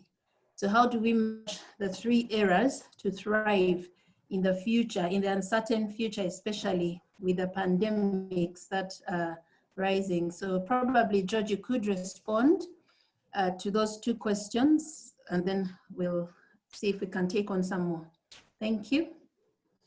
Thank you very much, Elizabeth, for those two questions. The issue of illiteracy, I think, is it's actually not true. Africa, in the country where we are, there is UPE. So people are actually educated. But I think what we need to do is to invert that pyramid that I've shown you. That we are investing so much in something that accounts for only 5% of what we require in life. One time we visited our daughter's, her son's school when he was in primary, attending a school in UK. And they were teaching these children logic, how to think. So there are certain exercises they give, I forget their name, but there's an exercise they would give you, and you as an African, even if you have a PhD, you actually can't do it. Logic, training children to think in a certain way. Some of it is actually taught, so the children know, say, when you do this and where does this lead, you know? Our kind of education that we got in Uganda was very good at reciting. I was very good at reciting. History, top of the class. If you ask me to recite something, I will do it. But that's not what the world is looking for. To recite Chinua Achebe and all those, no. They are looking for somebody who knows how to use his mind to solve a problem. Now, our education has not really been, the education that was handed down to us was not designed that way to solve problems. Haven't you found a lot of some people, you know, who are not very educated, that they can solve problems? When you check, you'll find they have that tacit knowledge. They get to do things, you know. I keep giving this example at workshops. You know, you can be in a big workshop, people are wearing suits, and then somebody throws a chair near the door. And we shall all file out of the room, at break time, come back, then go, and the chair will be left there. Now, is that illiteracy? No, it's actually not illiteracy. It's just an attitude. So we think we need to turn that pyramid and design curricula that can help people not only acquire the academic documents that we glorify a lot, but to acquire this tacit knowledge. Because when you have command of these things, you know, you can go to any part of the world and you have no worries at all. You can fit anywhere, you can fit, you know, because you have overcome the tacit that we have to break through. Then the second is the role of automation.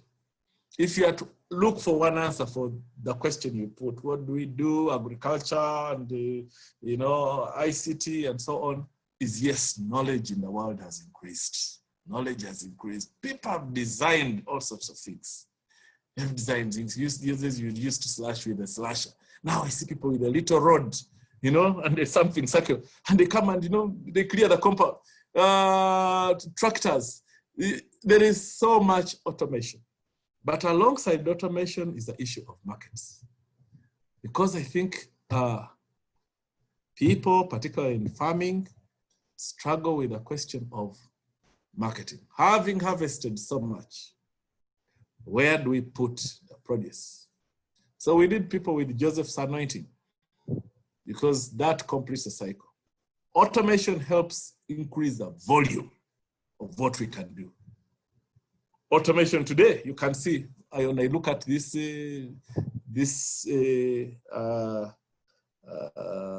webinar, you have 260 people in one session. Would you gather them on a typical Inspire day in the evening in Kampala? I think it would be difficult. You'd be hard pressed. So automation should be used. And automation comes from innovation. Innovation comes from tacit knowledge. Tacit knowledge is the one that creates and innovates. Thank you. Thank you very much, George. I just got, as soon as I would keep hearing you emphasize the word tacit knowledge, I kept on constructing the word a gene, like there's a certain kind of DNA that just gets implanted into you as you get into wisdom and Yes. like And certain things happen naturally. If you try to, yes.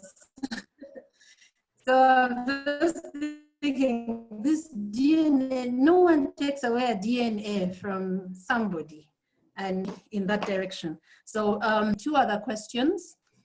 When you talk about the whole issue of head hunting and seeing how much of it is really attributed to perception and bias, there's a whole aspect of perception and biasness, and then there's the real potential. And someone is asking, could this be part of the root cause of the problem that is making it difficult for Africa to reach the horizon when you talk about biasness versus the real potential? And then another question that comes through is, how best can we apply the tacit knowledge acquired from abroad to redeem our native workforce? Thank you. So I hope, George, you could possibly respond to those two as well. Thank you. Elizabeth, I missed the second question. How do you use tacit knowledge? Yeah, tacit knowledge acquired from abroad to redeem our native workforce. Okay. Yes. Thank you. On the issue of headhunting, I agree. There is a whole lot of perception. I told you, I think I started with that story where somebody is saying, shortlist only people who have at least a qualification from abroad. That I just thought it was illegal, actually. But yeah, this is his organization. It says, for me, this is the way I want to transform my organization. Everybody you meet here speaks Uganda. Uganda, this happened, you know, the singer so-and-so did this and so on. And you can understand if a foreigner is wondering why nobody is interested in foreign news, nobody is interested in foreign trends, what's happening in Kenya stock market and so on. So he says, for him, his solution is, I want somebody who have ever heard about such things, or who can come and speak a language that I understand. That is, it's true, it is a form of bias.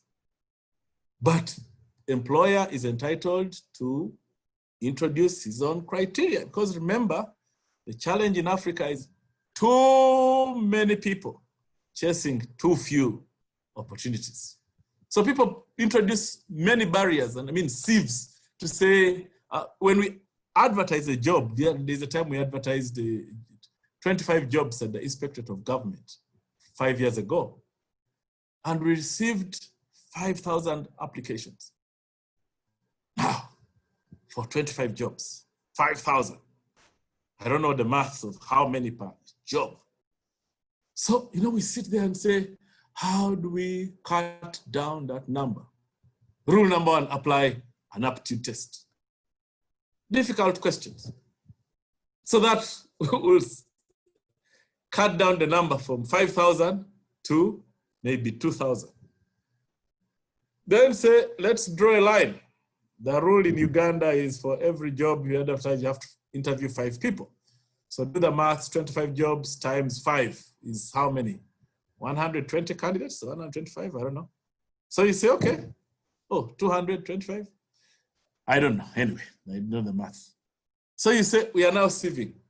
So let's now draw a line. Who are the top 200 people? And those are the ones you interview. So there is a sieve. But the issue of perception is true.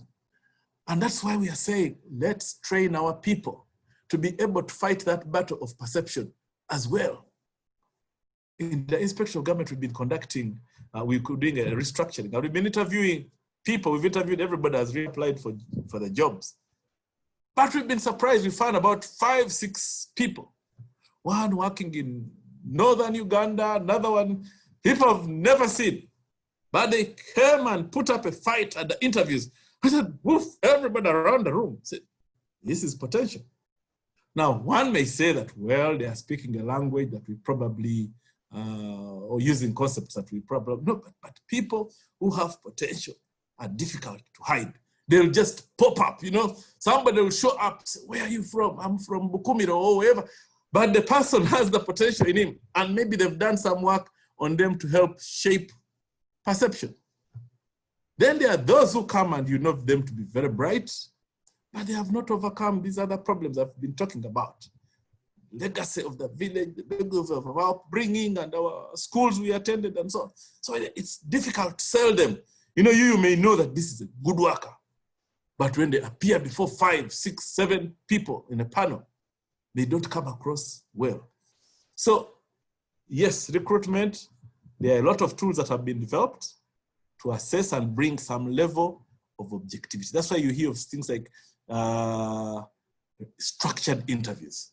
The concept of structured interviews actually to agree on some level playing field and criteria upon which you interview everybody and benchmark and judge them according to how they perform.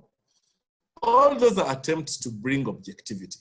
But indeed, perception is so important. We've seen some candidates in boxing. I saw one of the bright boys who does, but then he gets into the interview and greets the panel. Good morning, everybody. Now, as a Ugandan boy, I'm sure he believes he's being courteous to greet, but interviews have their rules. When you come for an interview, you're in the hands of this panel for the few minutes you'll be there. So you do what they tell you. We see some people come, they pull a chair and sit. All those are issues that somebody has just not been trained. When you get in there, you know, stand, wait until you're offered a seat. They may be testing how you can handle tension, silence, so on, a lot of things. But yes, you end up in an altercation, you're telling them, you are greeting us, please wait for us to greet you before you greet us, and so on. And the person gets demoralized and probably performs badly. So perception is there, but there's also objectivity. But this can be addressed when a person has actually overcome a lot of these problems that we face because of lack of exposure. Secondly, knowledge acquired from abroad. Me, I don't believe in knowledge acquired from abroad, because when we state it that way, I think we shall be unfair. We are just saying that rooted in the Bible, the people that God called to perform big tasks, or some of them, he told them to leave where they came from. They all moved. And those that he didn't tell, he created circumstances that made it impossible for them to stay in their comfort zone, in their homes. And for me, the analysis I'm bringing to the table is that the reason he did this was to be able to train them. Training has a meaning. I think if you Google, it has a meaning that training is to expedite acquisition of knowledge. I think that's the definition of training. So what you're doing is through training, people are being assisted to acquire knowledge quickly. So the value of tacit knowledge is that from wherever you've got it, because I remember I said, if you've been in one organization, try to find another. Then your value, the knowledge you acquired here. In fact, people say the knowledge you acquire, lessons that you learn in one organization will not necessarily help you in that organization, because your employers may have already formed an opinion about you. But the knowledge you acquire in one organization will actually help you in the next one. So me, I agree with the president of Uganda when he says, industrialize. Let us create jobs. Let's create jobs. Because when we have jobs and opportunities, then it gives us options. Right now, we have probably 80% of the people in the workforce who are just stuck. They're saying, now, I have to look after my family and so on. They are doing work they don't like. They are working under people they don't like. There is so much pain going on, but they say, what will happen to me if I go away? So if Uganda can industrialize, or in these countries in Africa, we start doing things, create opportunities. That Mexico, which I told you about, and this is the last story. One time we had a meeting, and the meeting we agreed, there was an IT person. We had it on a Thursday and said we shall meet again on Tuesday. So come Tuesday, we all gather in a room, and I look out and say, oh, where is our IT person? And the person said, he's not coming. Why? Said he's got a job in that building, next building.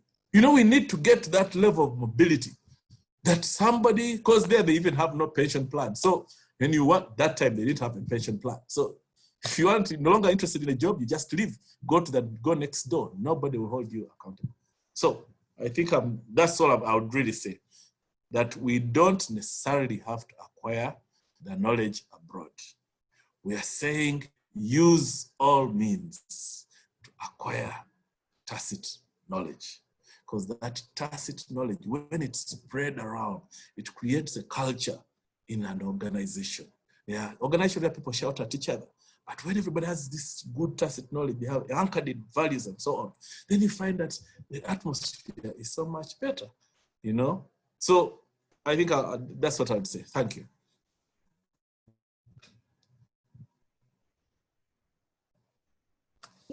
Thank you very much, George, for responding to those questions. I'm sure there's quite a lot that we are learning, and we still have some other questions. I'm just going to say our speaker is going to respond to them in the chat.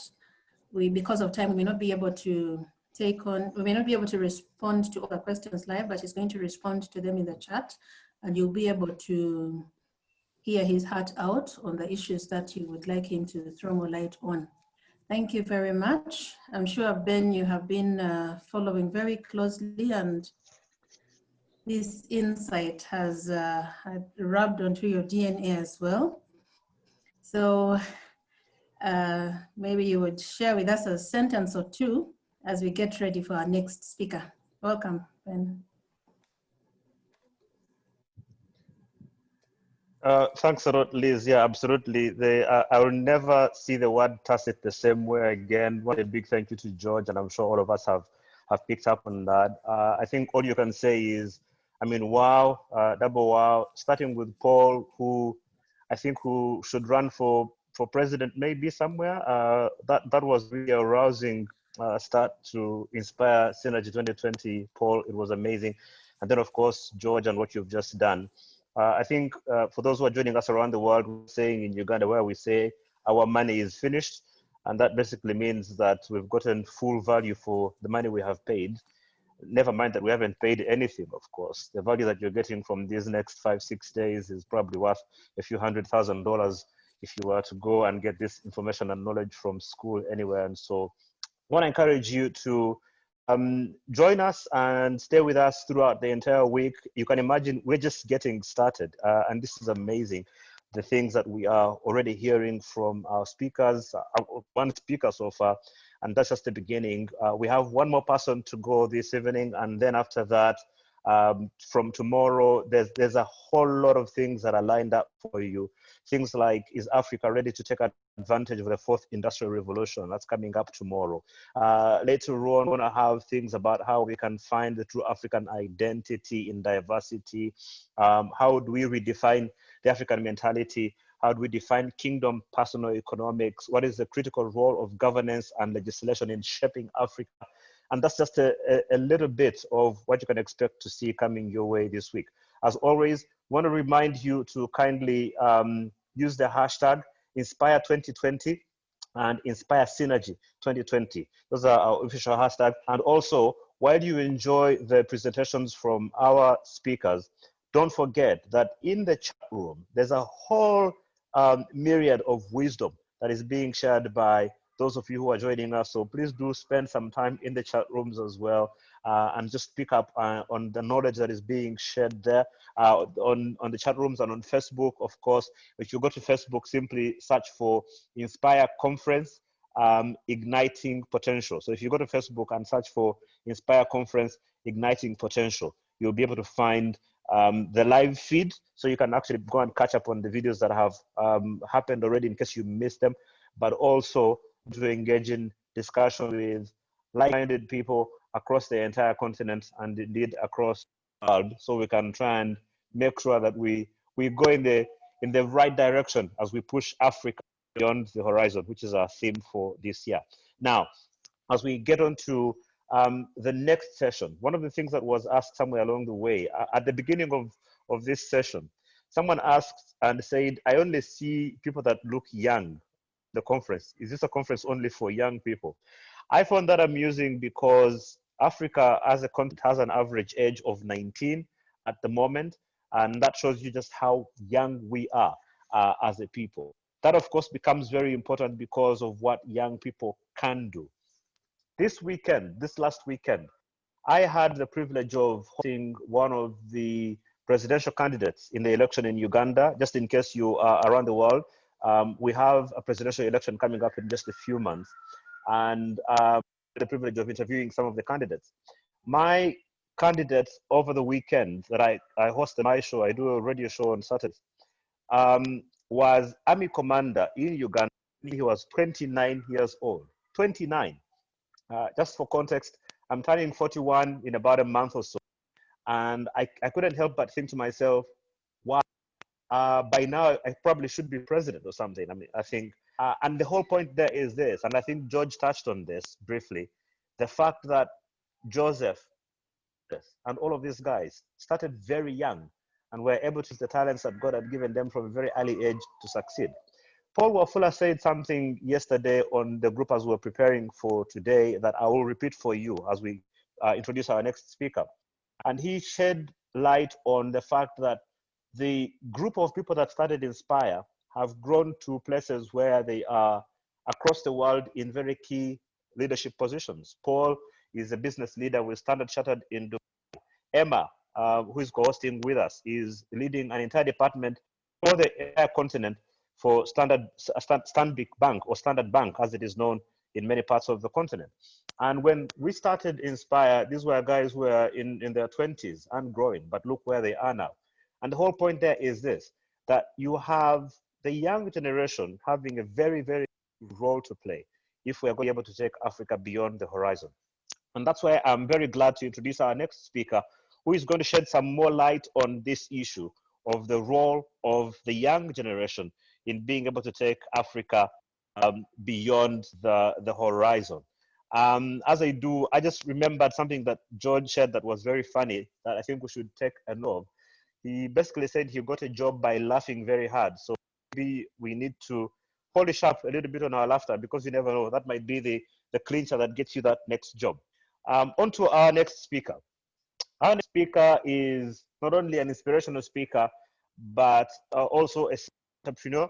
He currently is the Chief Executive Officer of Stephen Akintayo Consulting. No clues for guessing what his name is. He also runs an organization called JIT Media and Investment Limited, which is the leading firm in Nigeria, and their services span from digital marketing, website, bulk SMS, which he started his business with just a few dollars and has grown it into a multinational, multi-million-dollar business. Stephen also co-founded Gilead Balm Group Services, which has assisted a number of businesses in Nigeria to move to enviable levels by helping them to reach their clients through an enormous nationwide database of real phone numbers and email addresses. He's also the founder and president of Infinity Foundation and the Stephen Akintayo Foundation, which is an indigenous non-governmental organization that is assisting orphans and vulnerable children, as well as mentors young minds in Nigeria. He's popularly called Pastor Stephen, and has also founded Omonaija, which is an online radio station, and SATV in Lagos, which is currently streaming 24 hours a day with the capacity to reach every country in the world. I would like to introduce our next speaker. Please welcome Stephen Akintayo as he comes to talk to us and engage us on the issue of the role of the young generation. Welcome, Stephen. The floor is yours. Thank you so much for having me, Ben. It's a real privilege to be here. And I'm already feeling like this is a Uganda conference. How many Ugandans are here? Just to have, if you are Ugandan, just type me. Let me see. I just want to have a feel.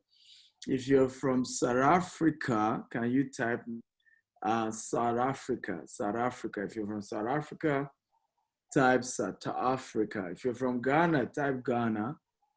If you're from Nigeria, type Nigeria. Okay, just type your country. I can see Kenya. I can see few South Africans. I can see Congo, Kinshasa. Okay, like a little bitty tiny Nigerian.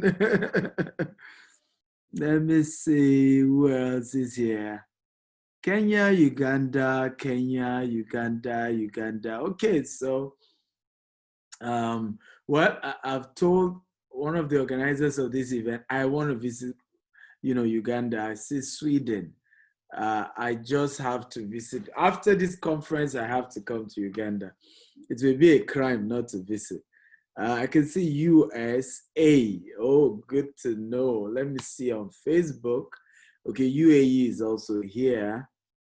UK is here.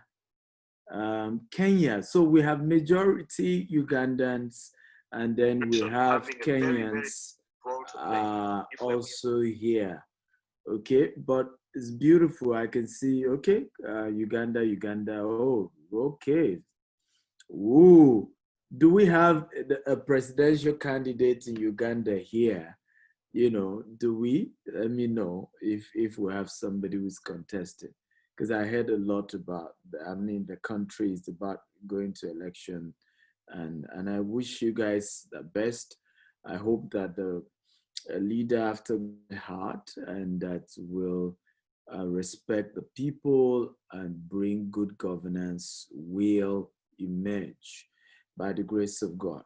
I want to thank the organizers of this event. Thank you for inviting me. It's a honor and privilege to be here. I hope everybody can hear me loud and clear. Okay, I hope everybody can hear me loud and clear. I hope my session will be a bit, we'll open up a bit to, all of us who are young. So I want to also ask, just to know those I'm talking to. If you are 45 and below, can you type me? And then if you are 45 above, like 46 and above, can you type old me? Don't be angry that I said you should type old me. Just want to have an idea of the, those I'm dealing with. Okay, so you can see a few old me here, and we can see majority of us are, of course, younger, 45 and young. So good, I'm happy then. That means that I'm talking to the right people, and I'm not going to bore you guys. I want to start by saying this conference is very important, and I will just be here for less than an hour, and I want you to just give me your attention. This conference is very, very important. We need more of it, and kudos to the organizers. Thank you for having me. I know this is the first session I'm going to be doing. I'm told I'm doing another session on Saturday. But please just give me a few minutes, and I promise you to be worth a while. I want to start by introducing myself. I'm going to share my screen right now. Sometimes my introduction can be a bit long, but it helps to give some context, right, to my speech. Okay, so a brief background. I'm sorry, the profile that was read is quite old. I'm currently now the CEO of GTES Global and the lead consultant, Steve McTaggart Consulting and Steve McTaggart Foundation. Basically, I do a lot around real estate now, even more real estate, investment coaching and consulting, digital marketing. So if you know Nigeria a bit, maybe you know a few of this. We just signed Jim Ike, he's a Nigerian actor, as a brand ambassador for our real estate company here in Nigeria. And then that's Tope Makudige, she's a presenter. Okay, this is my new show. I'm going to show you later a brief about the new show I'm starting. This is an ace comedian in Nigeria. I've received several awards. I think some of you should know Chief Olusegun Obasanjo. If you know him, type I know him. I know many Africans are no longer as familiar about presidents, but Olusegun Obasanjo is somebody a lot of you should know. And I know many of you should know Bishop Oyedepo, because Winners Chapel is quite spread across Africa. I've received several awards. This was recently from Ghana, an institute in Ghana. And one of the quotes I like, I have several quotable quotes. If you lead well, you will live well. The problem of Nigeria, and many cases Africa, is not fiscal laziness, but mental laziness. Our biggest problem in Africa is not that we're lazy as a people, but honestly, mentally, we do not like to tax ourselves. And this is one of the major problems of our political leaders.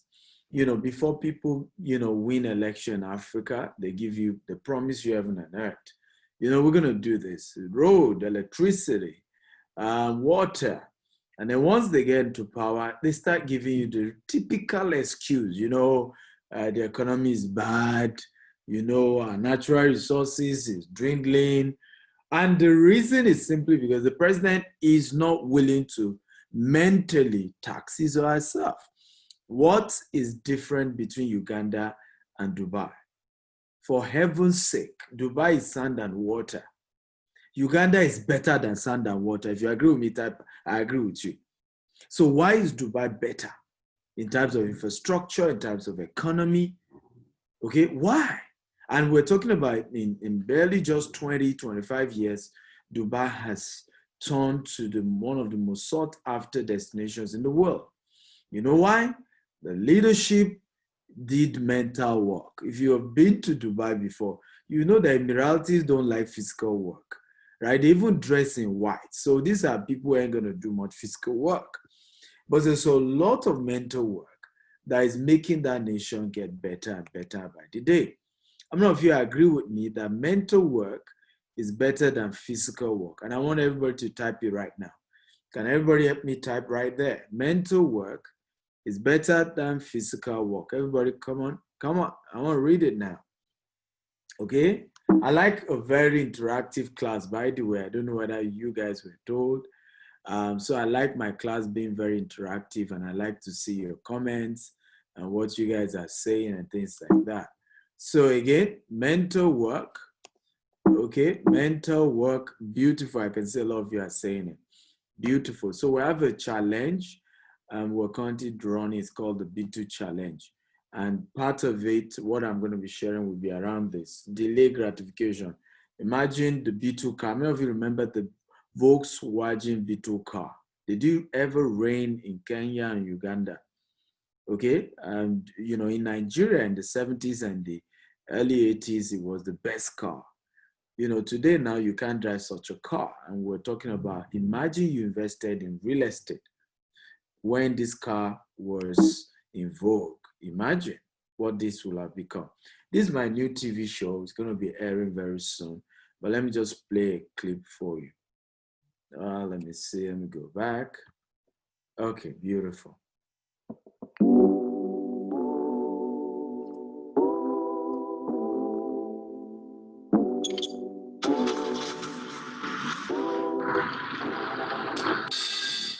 It has opened doors for me.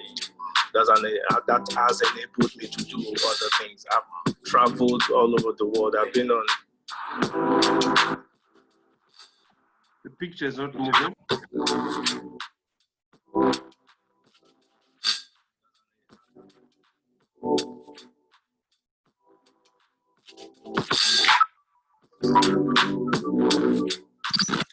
I hope somehow you guys will be able to watch this. This is, so I'm wrapping up my introduction. During COVID, we've distributed over 5 million worth of food items and,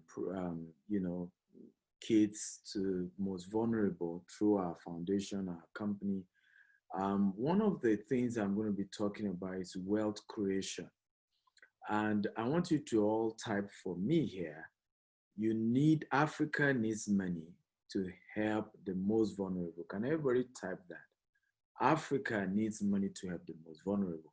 One of the major, stuff I've realized in Africa is greed and selfishness. People want to become rich in Africa just for me and my family.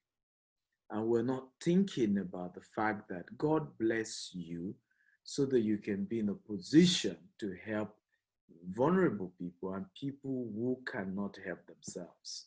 That's the reason. I don't know if you want to be, financially, particularly those of you who are young, I don't know if you want to be financially prosperous. You want to be very, okay? Never forget that. The reason God blesses you with money is so that you can look for people who can't help themselves. Now, I'm not talking of the handouts and dashing people, but look out for people who cannot help themselves.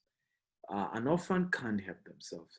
The kids in the IDP camps, in some of the war, by the way, Nigeria, in the northern part of the country, there's so much terrorism. I know that something like that is happening some part of Kenya.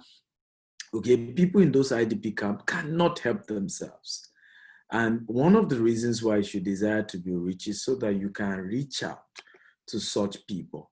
Now, I started my business 12 years ago, okay, with just $10.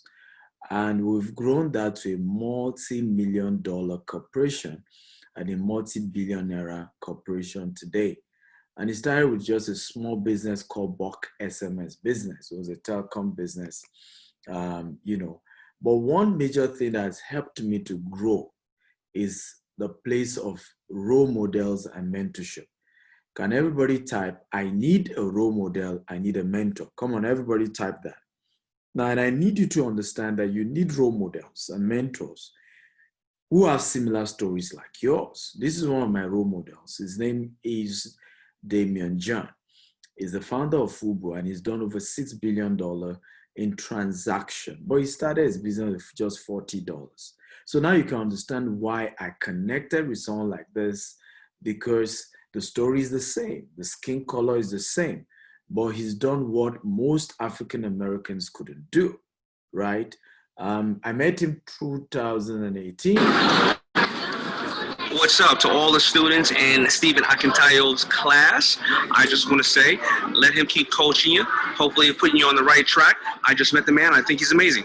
What's up? Hello, David. There you go. All right, get focused. Yeah.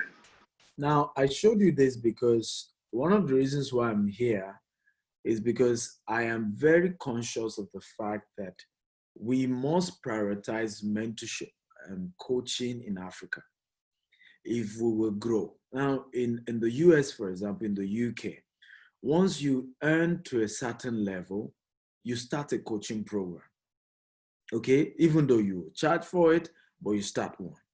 And that model, particularly in the US, has become one of the major tools that has helped to raise many millionaires and, of course, billionaires in developed countries. But in Africa, an average African man who is a millionaire or billionaire, okay, is secretive about how he got there. Okay, he doesn't run any mentorship program. Many do not even have a book where they mentor or share some of the secrets. Of course, I agree that a whole lot of them couldn't do that because their money isn't legit and corruption, was how they got most of the money. But there are some Africans who got their money legitimately and still will not invest in mentoring. I don't know if you agree with me that we need to mentor Africans. If you agree, type, I agree, I agree, I agree. Come on, guys, talk to me. If you agree that there's a need for serious mentorship to go on, right? It's critical. And I feel if we can do more of that, we will take Africa to the next level.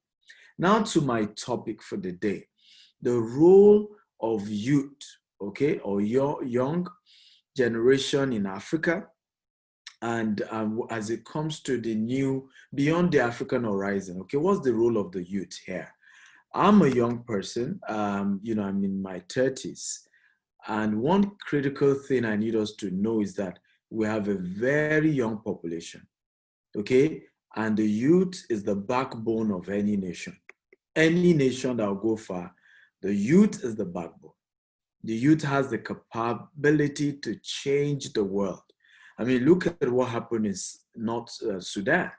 How, 22, 23-year-old ladies, young ladies, took back the country from a brutal dictator camouflaging as a civilian president or as a democratic elected president. We are the ones to fix Africa. The older generation have failed. I did a video one time ago, and I was accusing people in their 60s to 80 in my country as the people who finished our country. And it's unfortunate that they still want to determine our future. The future they ain't gonna future in. The time is up for old people. We need young people, okay? And we have the numbers. We have the numbers, we have all it takes.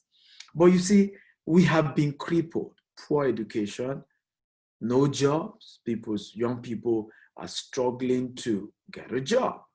And so many young Africans are thinking, I need to travel, I need to leave the country. And that's the only way I can become very successful. But we must be the change agents. Nobody's gonna come fix Africa for you. Nobody's gonna fix Uganda for you. Nobody will do that. Nobody will fix Kenya. Nobody. Nobody will fix Ghana. And not the old people, by the way. Not the old president of Nigeria is going to fix Nigeria. He has another 20 years to live. Or the old president of Ghana. You need to understand that these people are not even aware of the tool needed to change the country. For example, how do you solve unemployment? You need what we call digital jobs, right? Digital jobs. Now, when you have a president that does not know how to operate an iPad, how does he even understand the concept of digital jobs? Right? How? Where will that come from? When you have ministers, right, who do not know what, if I talk about Fiverr, Upwork, freelancing, okay, they don't know what that is, right? They don't know what that is. And these are some of the things that can help. Coding, programming, okay, mobile apps, starting companies with just a mobile app. Look at what happened to Uber. Uber is the Asian taxi business. All they added was GPS and an app, and see what has happened to it.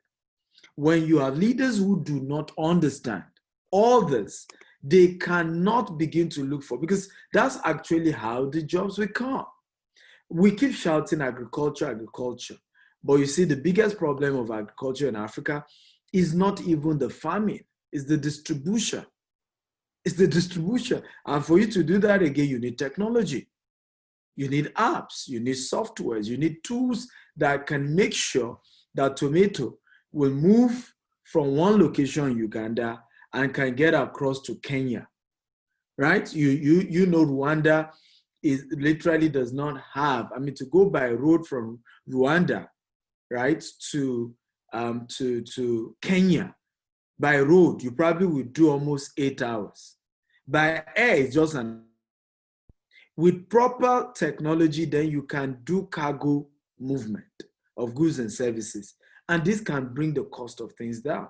But you agree with me that a whole lot of movement of goods still go by the road between Rwanda and Kenya, right? And East Africa. So there's a whole lot that we are the ones who can fix the problems we're going through. We know what it is. We are conversant with the technologies available, and we are the ones that also know where the shoe is pinching us. We are the ones to fix it. Can everybody watching me type? I, Stephen Akintayo, have all it takes to fix Africa. Can everybody type that? Come on. I need everybody to comment that. I need to engage me right here. Can everybody type that ASAP? I, Stephen Akintayo, put your name, of course. I have what it takes to fix Africa. So the first thing I think that we need to begin to seek for is that we need young people to participate in politics, in governance, okay, in industries, in businesses. But what if I fail? Things are not okay. Listen to me. you just have to still do it. When I started my business, I remember I had no choice. My mother had died of ovarian cancer. And I, was supposed to spend 4 years in the university. I spent 8 years. I remember printing 100 CVs with a cover letter that stated that they should not give me job until I prove myself for 6 months that I can deliver value. Yet no company will give me a job. At that point, I knew if I have to hold my destiny in my hands or I'm finished. It's one of the critical things I share with people over and over and over again, that when you get to the bottom, there's nowhere else to go than the top. And I started our business. I remember I used to, paste posters. I do black and white advert to market my bulk SMS business. I used to trek many miles. Sometimes I leave home in the morning and I get back 12:30, leaving a vehicle called Molue, where you can have almost 300 people in one bus. And one day I dropped from that Molue bus and tears were rolling down my eyes because I was a graduate. In Nigeria, I couldn't get a job and I couldn't really grow my business. I was struggling. And I remember something said to me, why cry? A time will come when you will share your story with people and they will not believe it. This is only a phase. Keep at it. And today, the story has changed. In the same Nigeria, I have grown a multi-million-dollar corporation, a multi-billionaire corporation. Not only that, we're present in Dubai as a registered company in the US, in the UK, and of course, also here in Africa. And we're trying to expand to other parts of Africa.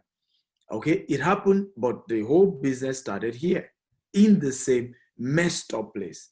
One of the things I always tell young people is this: the darker the environment, the brighter you will shine. Can everybody help me type that right now? Come on. I need energy, everybody. Can you type? And in fact, let's personalize this so that we can make it quite interesting. The darker the environment I, Stephen Akintayo, operates, the brighter light will shine. Come on, everybody, can you type that again? The darker the environment operates, light will shine. So as young people, I understand we're going through a whole lot of tough times, right? These old people who don't want to give us our country. I know, I get it. These old people even will tell you that you don't know what you're saying. You know, in Africa, you must respect elders. And, in my own country, our president even called us lazy youth. I don't know whether your president is saying that to you, whatever part of Africa you're watching this from. But don't worry, we will take over. And it will not be too long. It is very soon. And we're going to fix Africa. How many of you are excited about that? If you're excited, type, I'm excited, I'm excited. Come on, guys. Talk to me. If you're excited, type, I'm excited, I'm excited. We realize that the youth of these days now pleasure in making fast money and doing drugs. They now begin to venture into, of course, in Nigeria, what we call Yahoo, which are illegal businesses. And I want to say that, I mean, we recently, particularly Nigeria, a lot of time I feel so ashamed when I travel out, because once they see my green passport, the perception is that something must be wrong. I can't be legit. I may be another hush puppy who stole money, right? Even when, they get the money, they don't use it for anything valuable. We see young people going to gambling, and so many things. But I want to challenge all the young people today that we can do better than this. Look at the graphs as it relates to drugs usage among young people. Can you see? In terms of alcohol, is off the roof in terms of number of people, and we're talking in the millions. Okay, any illicit drug, is already off the roof around 174 million, marijuana about 153 million, prescription drugs 129 million, and you can see it goes on and on and on. But we can change this narrative. And that's why, one more time, can you help me out appreciate the organizers of this event? Can everybody just clap for them? You can hit the clap sign. You know, because one of the ways to begin to change this is to give us the right information, is to begin to engage us the right way, is to begin to call us together and have this kind of conversation on how to change our the narrative and to change our country and to change our personal story. I mean, look at the estimated population of Africa by 2050. Ladies and gentlemen, look at it. Latin America, see where they will be by 2050. Okay, North America, see where they will be by 2050. Europe is already going to be. Sorry, Stephen, interrupt you. Your slides are not moving. Apologies. It's still stuck on the Beetle challenge video. Oh, so sorry, guys. Apologies, right? So sorry. Can you see my slide now? Yes, we can. Yes, we can. Beautiful. Thank you. So look at the estimated population of Africa, right? Look at where North America would be. Latin America, Europe is even going to be minus 37. Asia is not too bad, but see Africa, see Africa. Now, can you put this all together? In other words, 2/3 of the world's population will be from Africa. Now, this if you see this, now you begin to understand why everybody wants to have a pie. Everybody wants to have a piece of Africa. A lot of times you see a lot of these developed countries come to Africa. They're not coming because we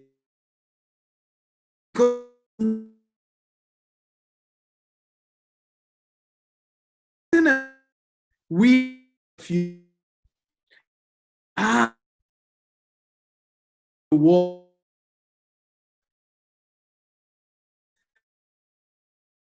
You watch 2050 be make Africa and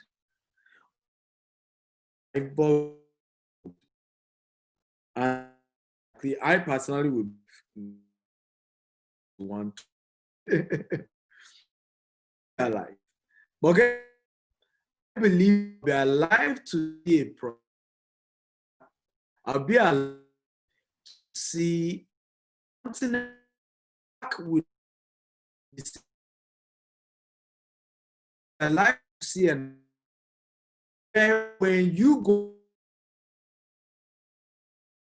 especially because they do not see you as they believe is synonymous to that. If you believe, type I believe. Come on, guys, talk to me. If you believe, can you type I believe? That's the Africa I will see by Africa. How we make what to help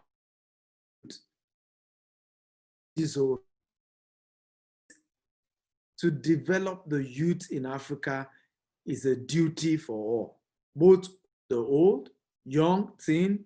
The youth are partakers in developing the youth. We all must take responsibility for developing young people who will change Africa.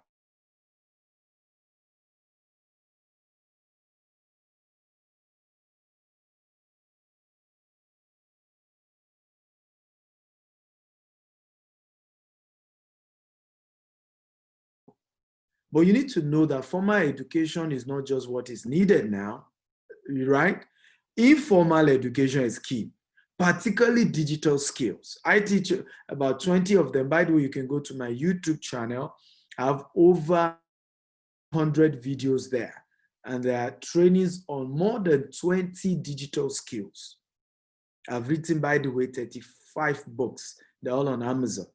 From books alone and coaching and all of that, I earn over 100,000 US dollars. But guess what? That was a skill. I had to learn that skill.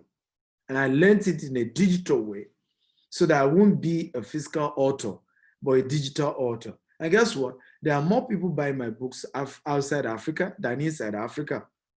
So if I didn't learn digital skills of book publishing digitally and marketing those books digitally, I won't be here. Okay? Provision of jobs and employment opportunities for the youth is a key thing. But one of the things I'm doing, and I think more of us should do this, particularly those of us who have stable and successful businesses or career, is to begin to run courses and programs in helping to mentor people digitally in the area of skill that you have that has helped you to build sustainable finance, because that's basically one of the things working against young people. There's no job, there's no purpose, there's no money, there's nowhere to go, right? The young generation have to stop seeing themselves as young anyway. And, there's this language where the leaders of tomorrow. We need to start seeing ourselves as the leaders of today. And we need to know that Black lives matter. And I want to, end on this note, but I want to emphasize this. You need to know that you matter. One of the most important things that has changed my life has been, if not for COVID, by the way, this year alone, despite COVID, between January and middle March, I visited more than 20 cities of the world, right? And the intention was I should have visited by 69 countries, cities of the world by now, if not for COVID. But every time I go anywhere in the world, I raise my head up high because I know Black lives matter. I know even if you think we don't matter now, by 2050, you will know we matter. And I want you to understand that this is the beginning of the journey. You matter. You're important. You're special. The world will be messed up years to come if you are not there. And do not let the color of your skin make you feel less. Do not let your accent make you feel less. You're an important person. Your life matters. And the whole racism nonsense will soon end. Because like I said, the world will soon know who matters. But I want to beg everyone here that two poor people cannot help themselves. One must first climb the ladder and get to the top before he can throw the rope to help the other person. Hence, if you truly want to be great, one of the first things you need to understand is that you have to become somebody important. You have to become great. You have to fulfill your potential and maximize your destiny first. Okay? Because, like I said, two poor people cannot help themselves. And I think this is one of the major lies that has been sold to us. We feel that it is wrong to be wealthy. It is bad to be wealthy. But let me tell you what is fueling racism. Poverty. You cannot, listen, you can't be poor and have a good self-esteem. It goes with the package. And that's why the conversation around Africans prioritizing assets instead of liability, Africans prioritizing assets instead of liability needs to come to the forefront. Conversation around is not just formal education that you need. It's not just being look at, I was in Tyler Perry's studio in Atlanta, Georgia, early this year. And I remember he was sharing something very powerful. He said, when my mates were busy talking about not getting Oscar awards and getting one award or the other, I was busy owning studios. Today, Tyler Perry's studio is bigger than HBO, Disney studios, all combined. And guess what? The awards have started coming because the man saw the bigger picture. Rather than complain, we blacks, where they don't like us, go for building wealth. Look at what's happening in South Africa. The wealth in the hands of white South Africans was about, 85% of all the wealth in South Africa was with the whites, as at the time that Nelson Mandela became the president of South Africa. As of today, 95% of the wealth in South Africa is in the hands of the whites. So what happened? How come, despite the black South Africans are now presidents, the wealth is still in the hands of the white South Africa? Because listen to me, you can free a man physically, but his mind may still be in slavery. And mental slavery is bigger, stronger than physical slavery. And that is one of the things that happened to Nelson Mandela. He was physically enslaved, but mentally he was a free man. And that's what needs to happen to Africa. We don't just need formal education. We need to learn how to build businesses. We need to learn how to own businesses. We need to learn how to own assets, how to buy lands, and how to own the land, and how to transfer those land from one generation to another. We need to learn how to build businesses and how to transfer those businesses from one generation to another. We need to learn how to prioritize mental resources above physical resources across the globe. Countries that are doing well are not doing well because of physical resources. They are doing well because of mental resources. We need to begin to prioritize human resource above physical resources. We are killing ourselves over gold, over diamond, over all these other physical resources, over oil. And countries that do not have any of it are richer than us, are taking advantage of our division, of our religious division, tribal division, and they're exploiting us. Many countries in Africa is nothing but a raw material warehouse for European countries, for the Western world. In fact, Nigeria was created specifically to be a source of raw material to the Western world. We need to wake up. We need to wake up. We need to wake up. The real conversation is to build wealth. Thank God for education. You need it. I'm educated. Particularly the white-collar Oyibo man education. Good, needed. But we need to go back to the real education, which is apprenticeship, mentorship. Somebody is successful in a business, go and work under him and start your own after a while. Somebody is able to come up with a solution. Let's support him and invest in that solution and keep it an African solution. This is how young people can take over, and we can change Africa and can move beyond this, this status quo that has been placed over, this limitation that has made blackness to be synonymous to lack. In my lifetime, I have vowed blackness will be synonymous to wealth. Blackness will be synonymous to wisdom. Blackness will be synonymous to dignity, integrity, and character. I want to thank everybody for listening. I hope I've been able to share a few things. I'm willing to take questions. Thank the organizers once again for inviting me. Apologies that I know some of you have been here for a long time, that I too came and bore you or probably excite you a little bit. But thank you for being here. God bless you. Wow.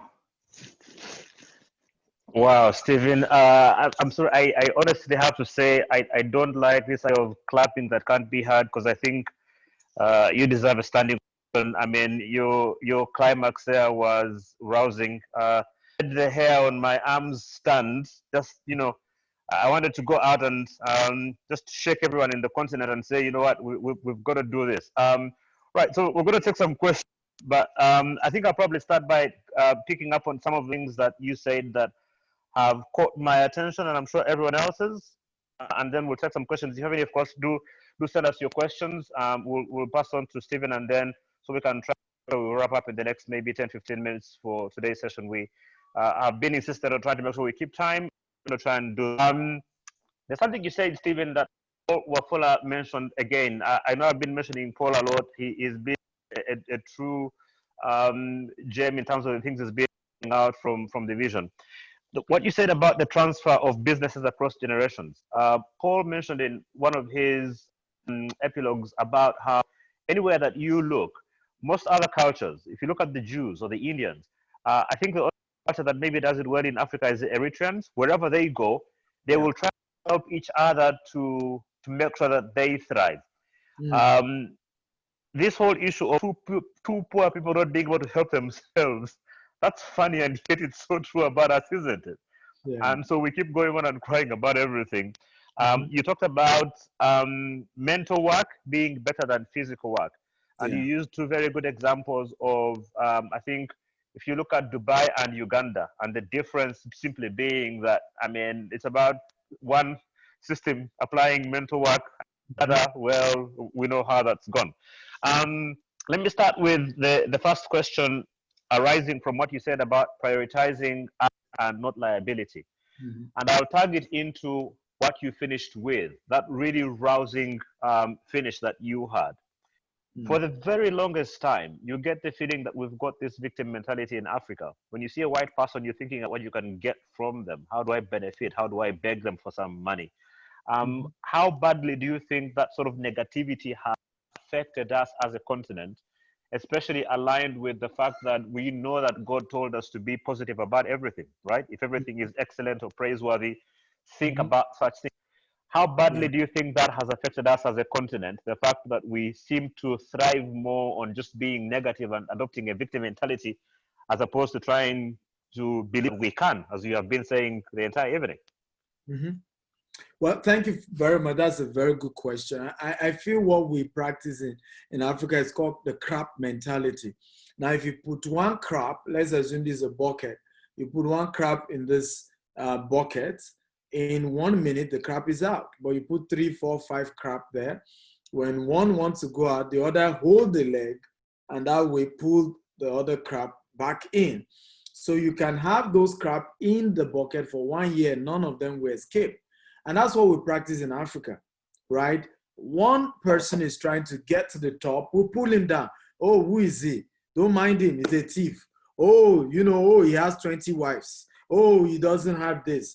And we then rubbish the person, and we bring the person down. I often say that Africans, or in Africa, it looks as if we don't have heroes, because you know why? We do not celebrate heroes until they die, right? Is when, and the funny thing is that a typical African is a hero when he or she dies, no matter how bad it is, right? When the person is alive, everybody's like, don't mind him, he's a terrible man. But the day he dies, oh, he was what a man. And that's why we're where we are, because we actually are supposed to begin to honor people who are doing well when they are alive, so that we can encourage them to do more, and then build great people who can help us build great institutions. But to the question of when the low self-esteem when we see white people, it's the continuation of the slavery and the colonial mentality, that has been passed on mentally. Even though a white man is no longer your colonial master, but mentally, you see a white skin, you just believe he knows better. You just believe that he's somehow better than you. And as such, a slave does not own anything. You see, the master owns everything. And so a slave must beg the master for everything. And that's why you see that mentality of, you see a white man, you want to get from him, because the mentality is still that of a slave, okay? That, you need the master to give you something. But until we begin to look, first of all, respect each other. And I think that's key, right? Begin to celebrate each other. That's the priority. This literally, almost everywhere you go in Africa, you will see dead people. Almost everywhere you go in Africa, somebody is stolen a tomato. Obviously, the person is hungry.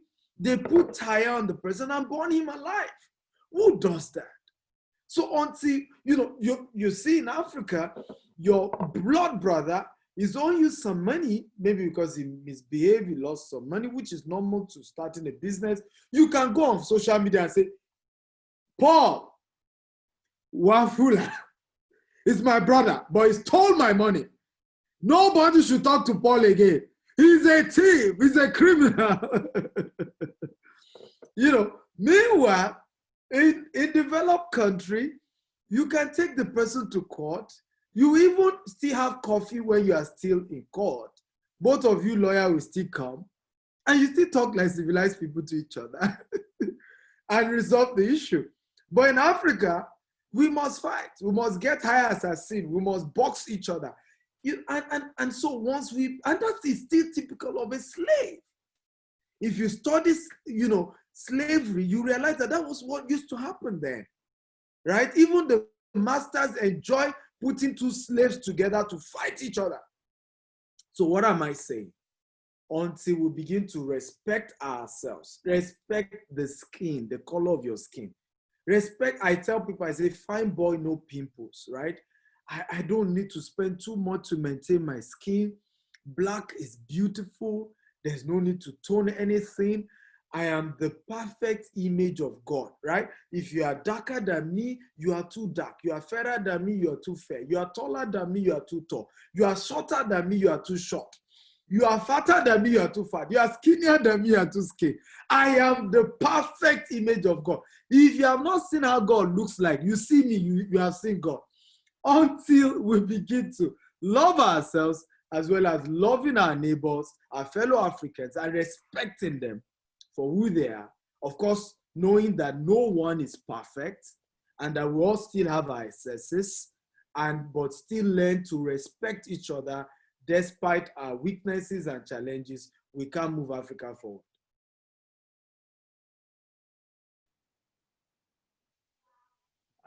Wow. I mean, first of all, I'm going to ask, what do you eat? Because I want some of that. I need some of that confidence. I thought I had a very good self-confidence listening to you. I'm thinking, man, I need my game. And actually, that brings me to the next question, which is from Nathan. Before I do, we need to find out how much money Paul Wafula owe you. I know you said it jokingly, but it sounded like you were hurt. If he owes you money, let us know. We'll try and put tires around him and threaten to if he doesn't pay you, right? So Nathan is asking, saying, what do we do about changing the attitude of African youth to stir them up to the things that you're thinking about? Because, I mean, like you're saying, the biggest problem is we've got an attitude problem. It's been going on for generations. What do we do to make sure that we get African young people to think the way that you're thinking, to act the way that you're acting? What's the trigger? What do we do to get? What we need to do is we need to sell a new vision of Africa, right? You see, I did a piece on my Instagram today at Stephen Akintayo on Instagram about how I used to be, as one of my staff once said to me, he said, Mr. Stephen, I noticed you have built capacity to work with any and all types of people. And I remember I just chuckled and laughed because I wasn't that tolerant before. What made me to become tolerant was vision. I realized that if where you're going is short, you need few people. If where you're going is far, you need a whole lot of people.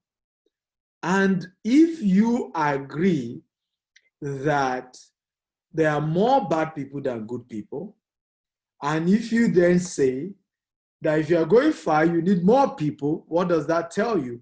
You will have to have some bad people in your camp if you're going to win, right? As a result, you then need to be a lot more tolerant, a lot more patient, and with people as you move along that journey. And I think that's what we need to first do. Sell a new vision of Africa. What is possible, despite our differences, despite the disadvantages, despite the challenges we face. Africa. You go to America, you hear the American dream, right? You go to all these places. There's a dream, there's a vision, there's what is possible. Where is the African dream? What exactly is the picture? And that's why I love Wakanda for life, right? Because for the first time, you had a blockbuster movie that tried to paint to you what that African vision could be like, right? There was advancement, but it was still African, it was still unique, but there was a whole lot of technological advancement, and there was young people running the show. So for the first time, you were seeing a vision being painted. We need more of that.